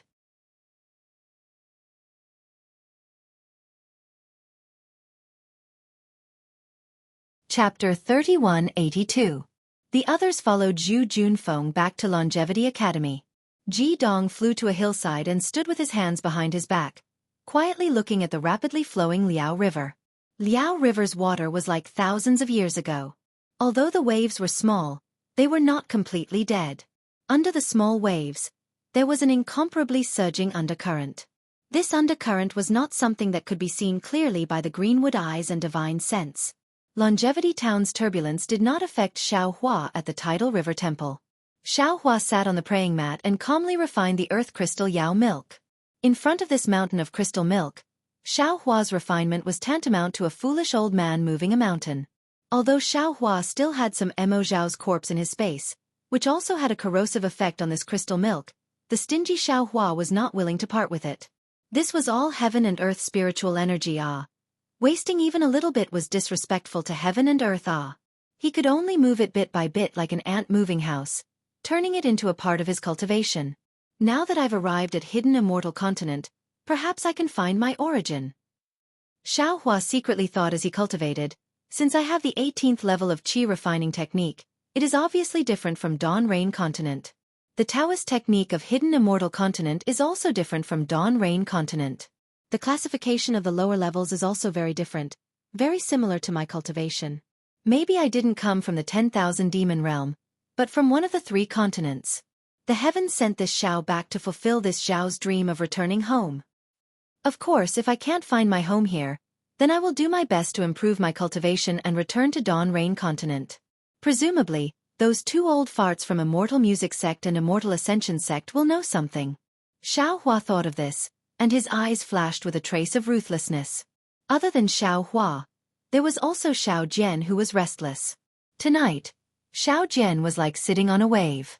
He was suddenly thrown into the air and then fell down again. Even now, he was not at peace. It was because he really could not guess Xiaohua's cultivation. On one hand, he doubted Xiaohua's origin, on the other hand, he believed in Xiaohua's innocence. On one hand, he overestimated Xiaohua's cultivation, on the other hand, he doubted his own overestimation. After all, Xiao Jian did not detect Xiaohua's divine sense, nor did he detect Xiaohua's true qi. He did not believe that Xiaohua's blocked meridians could cultivate true qi. But it was clear that since Xiaohua was able to produce miraculous pills and possess divine sense, his background was in no way simple. But what made Xiao Jian about to go crazy was that this Taoist cultivator with an extraordinary background actually didn't even know about the essence energy of the 3 continents. Even with his wisdom, he couldn't figure out if Xiaohua was testing him or if he really didn't understand. Rather than calling Xiaohua fellow Taoist, Xiao Jian might as well call him Senior Xiaohua. However, rather than calling Xiaohua by his real name, he still wanted to call him fellow Taoist Xiaohua. In the face of the challenge from the small golden temple, just Yuanya alone was no longer of any use. The only person he could rely on now was Xiaohua. Xiaohua was the only person Xiao Jian and Yuanya could rely on to not be expelled from the Longevity Town. Compared to Xiao Jian's distracting thoughts, Yuanya was much simpler. This guy hugged the branch of the banyan tree and slept soundly. His saliva, along with the smile on his face, almost got stuck on a banyan fruit. If the townspeople who flocked to the Rivertide Temple to pick the immortal fruits found out that the thing they regarded as miraculous pills was actually stained with Yuanya's saliva, Would they beat Xianxia to the ground and trample on him 10,000 times? Would they not care about the happiness Xianxia brought last night because of his dream of becoming Xiao Hua's disciple? The night passed quickly. It was not delayed by the deaths of several fishermen in Liaojiang. When the first rays of dawn appeared, the sunlight passed through the banyan tree and fell into the temple. Xiao Jian's heart was even more anxious. If not for the fact that he couldn't use his divine sense often, he would have already released it. He really wanted to know if the Rivertide Temple's liveliness last night was able to attract the townspeople's attention. Would it be able to make them slightly shift their gaze and piety from the small golden temple to the Rivertide Temple? At the very least, there was no need for him, the representative of the Rivertide Temple, the successor of the Taoist school, to show his face in public and set up a stall to sell divination, right? Listening to the chirping of the birds on the banyan tree, Xiao Jian's eyes from time to time drifted towards the small door of the temple, ready to be drowned by the tide of people at any time. Unfortunately, after looking for the time it took to eat a meal, the small door did not even make a creaking sound. First, there was still the pleasant chirping of the birds, which made Xiao Jian feel that it was too noisy. That's not right. Suddenly, Xiao Jian woke up. Since when did his Rivertide Temple have birds? Those birds were a delicacy in the eyes of Xianxia, who grew up in the forest.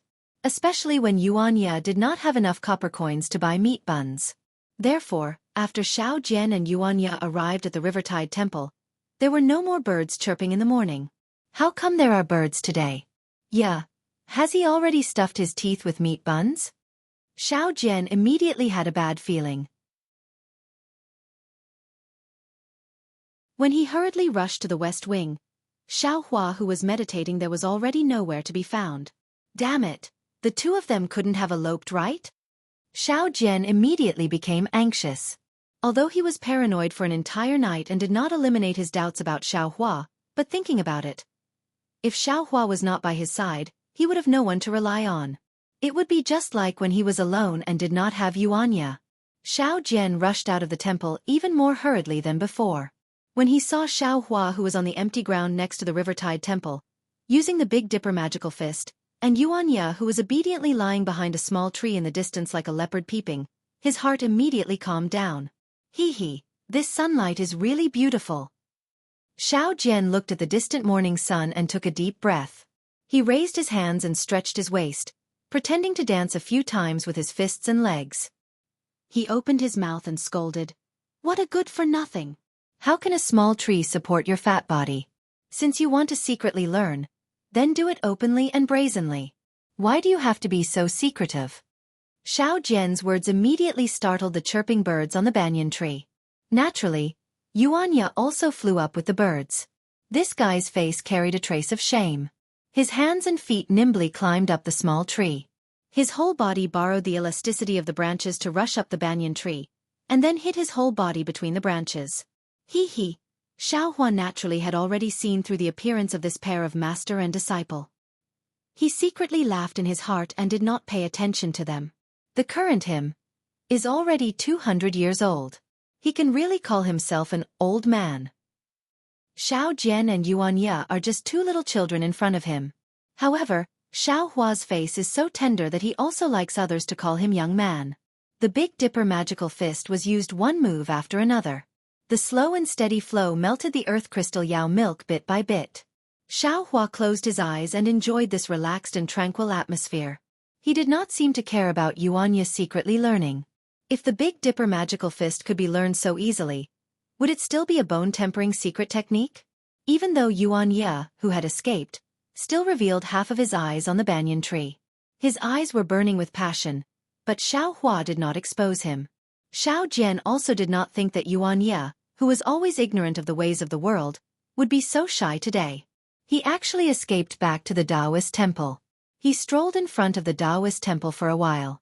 From time to time, he would look down at the Jianghu ridge and see that there were already some people on the main road. Unfortunately, these people were only limited to the main road. Not even half of them flowed towards the Jianghu temple. Ai, Xiao Jian sighed. He knew that his dream was shattered. He loudly berated, "You quickly get down for this old man. Follow this old man to the town." Similarly, the yes master that Xiao Jian was accustomed to did not appear. Instead, it was Xianxia who asked in puzzlement, "Master, Didn't we have so many copper coins yesterday? Why do we need to go to the town again? Oh, that's right. Master wants to eat steamed buns, right? I will look for a while and then go buy some for Master. Idiot! Xiao Jian had already entered the Taoist temple. He angrily scolded. What do you know? Do you know how to sit and eat? Although there are a lot of copper coins, it is not enough for us to eat for a year and a half. This old man should take advantage of these days when the Taoist temple's feng shui is flourishing, to earn a few more copper coins. While speaking, Xiao Jian hurriedly entered the east room. There was a series of crackling sounds in the room. It was as if someone was looking for something. Last night, there were really a lot of people who came to the Taoist temple. There were really a lot of people who rushed into Xiao Jian's room to search for the so-called elixirs. Even the box that Xiao Jian locked with a copper lock was pried open. Let's go, what could Xiao Jian say? Inside the achievement box was a pile of copper coins. It looked much cuter than the copper lock. However, in the time it took to brew a cup of tea, Xiao Jian had already tidied up. He was still wearing the same Taoist robe, the cloth bag, and the bamboo pole. Io Xiaohua's Taoist robe. Lowering his head to look at his own Taoist robe, Xiao Jian suddenly remembered that the clothes that Xiaohua was wearing today were not the same ones that he was wearing yesterday. Moreover, it looked a bit strange. It was different from what he was wearing. What was special was that the material of the Taoist robe seemed to be of a much higher quality than his. Where did this guy get these things? Look at how he has nothing on him. Damn it! Did he take the copper coins from the main hall yesterday? Xiao Jian suddenly woke up and hurriedly went to the main hall to check. However, the achievement box was still locked. He picked it up and waited a few times. The wait was the same. Only then did he fiercely look at Xiaohua's direction, and extinguish the thought of interrogating Xiaohua. Master. Wait a moment. Let me take a look again. Xiao Jian walked out of the main hall. Yuanya's careful voice came from the banyan tree. You idiot! Xiao Jian berated.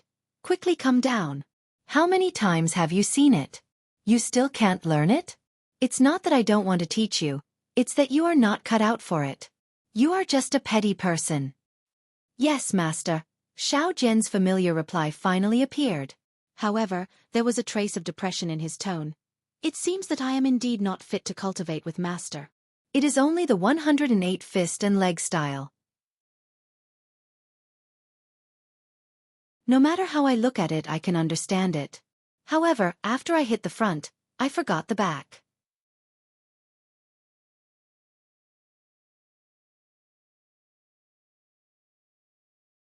Chapter 3183. Let's go. Follow this old man. Xiao Jian raised his head and shouted unhappily. However, before he could finish his words, he was interrupted by the sound of beating drums. The sound of the drums wasn't very loud, but it was clear in Xiao Jian's ears. In particular, the sound of the drums was getting louder and louder, and there were also some messy noises. Ha! Someone is coming. Xiao Jian laughed and threw the bamboo pole away. He had just scolded Yuanya for being petty, and now he rushed to the front of the Taoist temple. However, Xiao Jian didn't jump out directly, but instead, he peeked out half of his head and looked outside the Taoist temple, just like how Yuanya hid on the banyan tree and peeked at Xiaohua's practice. Don't look. Xiaohua's faint voice sounded from above Xiao Jian's head. You can't see anything if you hide in the Taoist temple. They have just reached the foot of the mountain. Hee hee. Xiao Jian awkwardly straightened his back and looked at Xiaohua, who was standing beside the door of the Taoist temple. He smiled embarrassedly. I want to see if the group of people from the General Ridge came again. They turned our Jianghu temple upside down. It shouldn't be the group of people from the General Ridge. Xiaohua glanced at the distance and said, They seem to be fishermen. Some of them are holding fishing nets, and some of them are holding oars. In addition, some of them are wearing white mourning clothes. They should be here to worship the Taoist temple. Worship the Taoist temple? Xiao Jian seemed to be a little disappointed. He coughed twice and was about to walk out of the Taoist temple. At this moment, Yuanya's cheer sounded. Master, there are pig heads. Big fat pig heads, cow heads and sheep heads. Slurp. At this point, Yuanya couldn't help but drool. When Xiao Jian heard this, he naturally swallowed his saliva. He walked to the front of the Taoist temple and looked down along the mountain path. Sure enough, just as Xiao Hua and Yuanya had said, there were dozens of people at the foot of the mountain path. In front of these people were 3 bare-chested strong men. Above the heads of these 3 men were a red lacquered tray.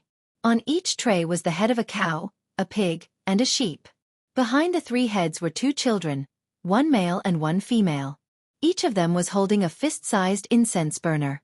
At this moment, there were 3 incense sticks in each burner. As soon as the incense sticks were lit, the incense sticks slowly floated up and were blown away by the mountain breeze. Behind this group of boys and girls, there were another dozen or so people. Among these dozen or so people, 2 of them were carrying a red drum that was several feet in size. There was also a burly man who was several feet tall, holding a drumstick that was even larger than his fist. He was beating the drum with all his might. Large beads of sweat dripped down the man's forehead, and his veins throbbed as he beat the drum. Next to the 3 people beating the drums, there were 4 people holding gongs in their hands. Clang! Clang! As for the people dancing along with the gongs and drums, there were 2 men dressed as lions. In front of the 2 male lions, there was actually a thin young man holding a colorful ball in his hand. It was like a lion dance. As they pounced on the young man's colorful ball, the young man nimbly jumped in front of the male lions, dodging and leading the 2 male lions up the mountain path step by step. Behind these people, there were dozens of fishermen wearing tattered clothes. Each of them held a fishing net and oar in their hands, respectfully following behind the lion dance. Their faces were solemn and pious.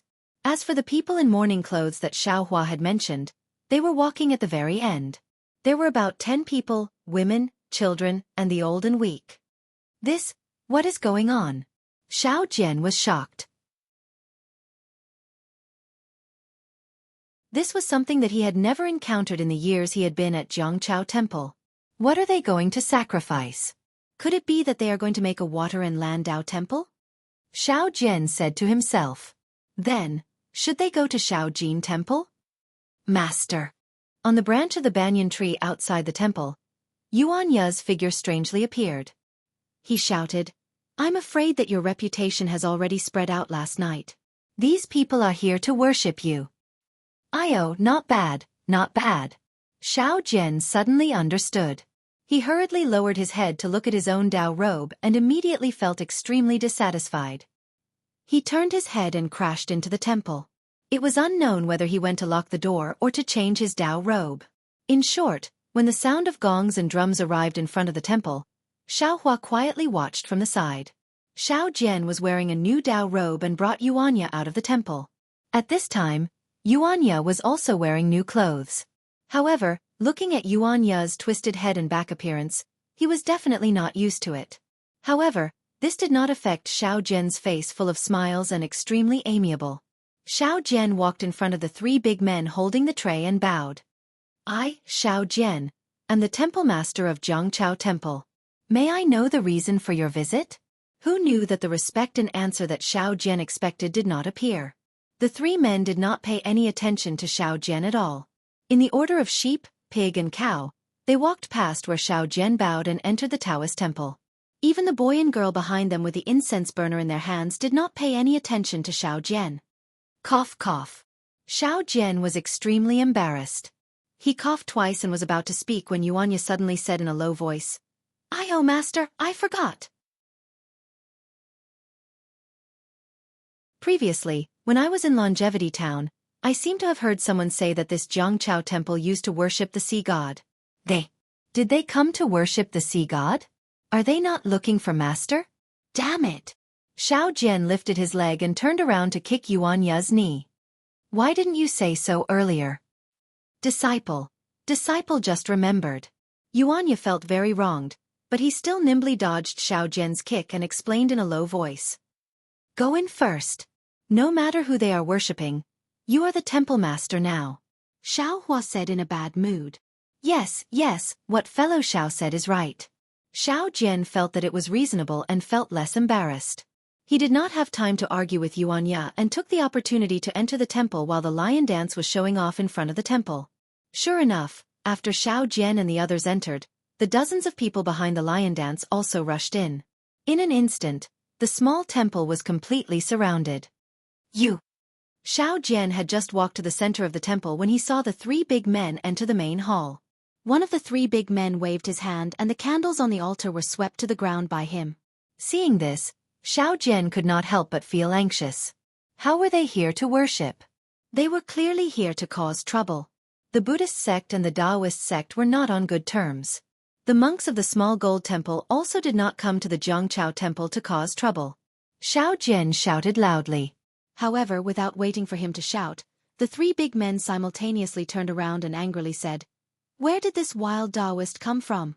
This Jianghu temple is the place where my longevity town worships the sea god. Not only did you secretly occupy the temple, but you are also here to act mysterious? If you dare to say another word, see if I don't chase you out of the Jianghu mountain range. When Xiao Jian heard this, he immediately shut his mouth and did not dare to say another word.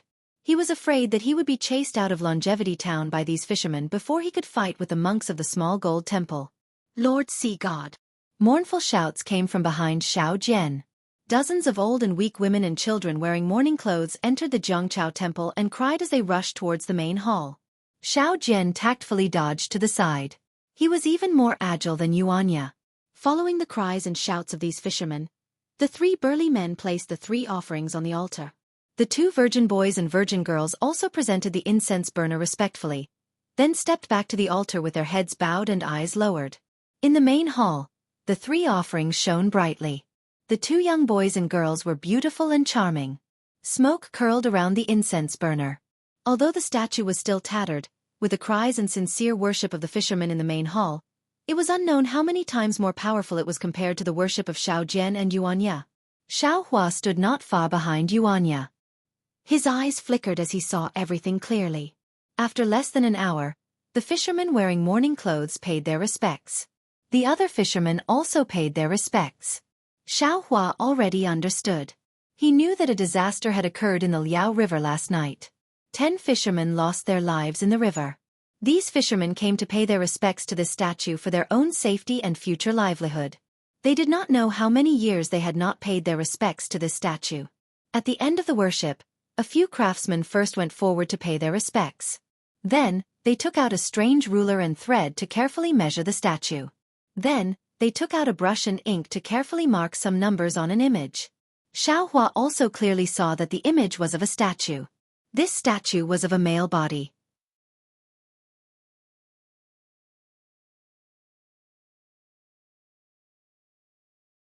However, when these people kowtowed, their first sentence successfully caused the emotions of the two groups of people to explode.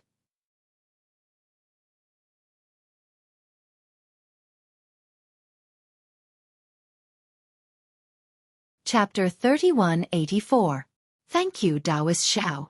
One of the vigorous old men knelt down in the main hall and said in a low voice, "Last night, I received Taoist Zhao's miraculous elixir and took it overnight. The chronic illness that I've had for decades disappeared at once." Before the old man finished speaking, the fishermen who were packing up and preparing to leave the Taoist temple could not take it anymore. A strong man hurriedly shouted, "Old man, what are you talking about? This Jianghu temple worships the sea god of our fishermen. There's no Taoist Xiao.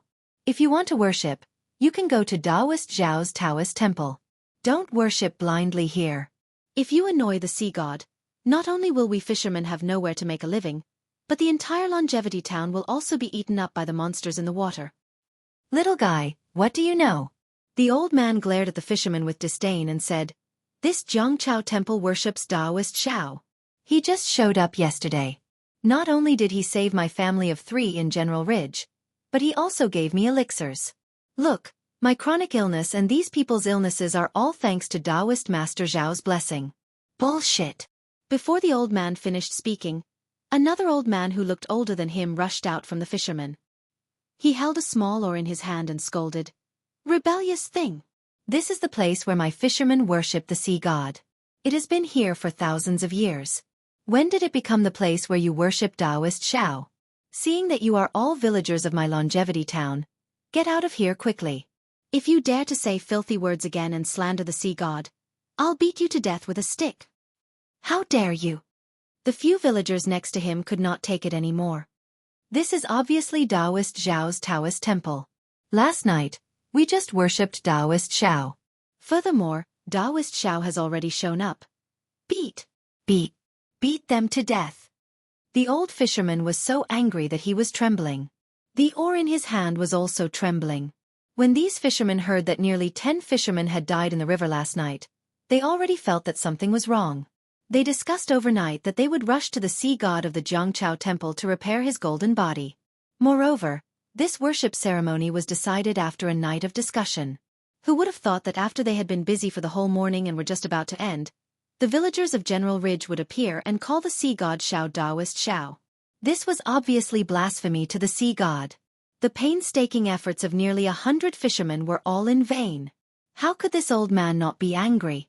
He seemed to see the Liao River filled with fishermen's corpses. Since the old man had such thoughts, the other fishermen naturally had the same thoughts. Over 10 fishermen who were closer to the main hall waved their oars and pounced forward. In an instant, they had knocked over the villagers from General Ridge to the ground. Quickly go and save them. Xiaohua saw that the situation was bad and knew that the situation today was worse than yesterday. He hurriedly ordered Xianxia. Xianxia was stunned for a moment. Then he let out a loud roar. His figure pounced out like a leopard, rushing to the side of the main hall. He raised his hands and stomped his feet. In just a short moment, he had knocked the dozen or so fishermen to the ground. Where did this bastard come from? The old fisherman's mouth was so foul that it hit Xianxia's soft spot. Roar! Xianxia kicked a fisherman into the hall, raised his head and roared. Then, he suddenly turned around and stared at the old fisherman with his bloodshot eyes. Plop! Without waiting for Xianxia to make a move, his gaze that was as sharp as a sword was enough to scare the old man to the point that he wet his pants and sat on the ground. Great-grandfather! A few strong men in the distance shouted and prepared to pounce over. Xianxia's strength had already gathered and was about to erupt. It seemed that he would be able to rush to the front of the old fisherman without the need for those strong men to pounce over. He only needed to lightly slap and he would definitely be able to kill this old fisherman who flaunted his seniority and spoke vicious words. As long as it was a farmer in the countryside, no matter if it was a fisherman fishing on the Liao River or a farmer digging for food in the fields, all they cared about was the life of their family members. All they thought about was their ordinary life. When they were powerless to control their lives, they would always place their hopes on God, on an existence that was beyond their ability. Moreover, in their simple minds, they might not risk their lives for the sake of living because there was always a glimmer of hope in life, making them reluctant to risk their lives. However, for the sake of the God in their hearts, for the sake of their last hope, they would definitely risk their lives regardless of everything. Perhaps the farmers were simple, but if they were stubborn, then even if they were to bang their head against the wall, they would not easily turn back. Therefore, even if Xianxia suddenly showed his power and knocked several fishermen to the ground in an instant, and even looked at the old fisherman like a wild beast, if something went wrong, he would immediately kill him. However, those fishermen who had been fighting against the fierce wind and fierce waves for many years instead became ferocious. That old man clenched his teeth, as if he did not care about Xianxia's snake-like gaze staring at him. He waved his hand and said, "Hit!" Xiaohua was slightly angry in his heart. He could clearly see the farmer's pity, but the farmer's selfishness was also something he did not expect. Even if it was just a clay sculpture, it did not really bring them any hope, yet they were already fighting over it like this. If there were really any benefits, then it would be just like yesterday's chaos. Humph! Xiaohua snorted coldly and was just about to speak. However, he heard a loud and clear voice speak before Xiaohua could say anything. "How dare you? This is the dojo of my Taoist god. I would like to see which one of you doesn't want to live anymore and dares to anger the god. It doesn't matter if you don't want to live, but don't let the god's anger land on Longevity Town, General Ridge, and Liaojiang." Xiaohua was startled and looked at the main hall with some disbelief. Xiao Jian, who was cowardly and fearfully shrinking back just now, actually stepped over a screaming fisherman and stood in front of Xianxia as he said coldly. The fishermen were somewhat unruly. Just when they heard the old man's command, the dozen or so well-built fishermen all wanted to pounce towards the main hall. However, Xiao Jian's cold words were like a sudden clap of thunder that struck their heads, instantly scaring them. "You are all originally pious people. Today you came to worship Lord Sea God. Lord Sea God is also very happy." Seeing that the group of fishermen were temporarily frightened, Xiao Jian hurriedly said, But now, you dare to behave atrociously in front of Lord Sea God. Do you still have Lord Sea God in your eyes? Since you dare to make a move in front of Lord Sea God, how can you say that you believe in Lord Sea God? Since you don't believe in Lord Sea God, how can he accept your offerings? Although these three animals are extremely revered, how could they have the slightest bit of weight in the face of your disrespect? Even if you offer 10 offerings and reconstruct your golden bodies 10 times, you still won't be able to obtain Lord Sea God's gift. Hearing Xiao Jian's short words, not only did the expressions of all the fishermen change, even the old fisherman who spoke viciously was greatly shocked. That's right, today, I came to worship Lord Sea God.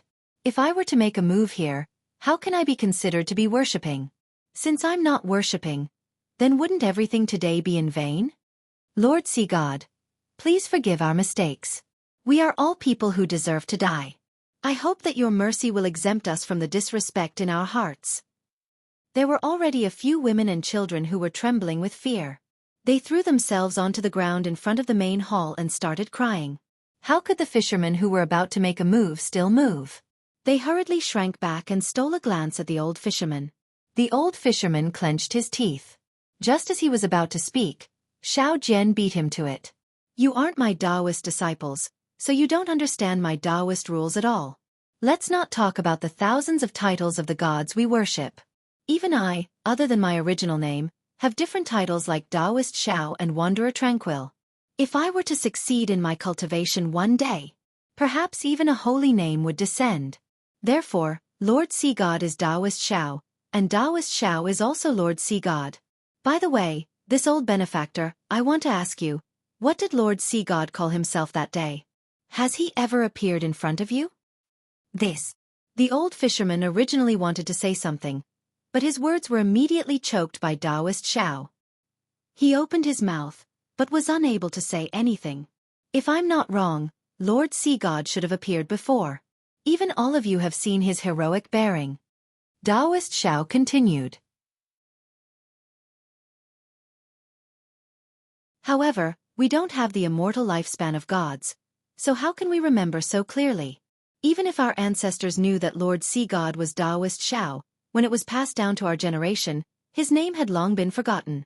I can't help but say that Taoist Xiao appeared at the Rivertide Temple 2 days ago and scolded us for forgetting him and cutting off his family line. Plop! The old fisherman didn't dare to say another word.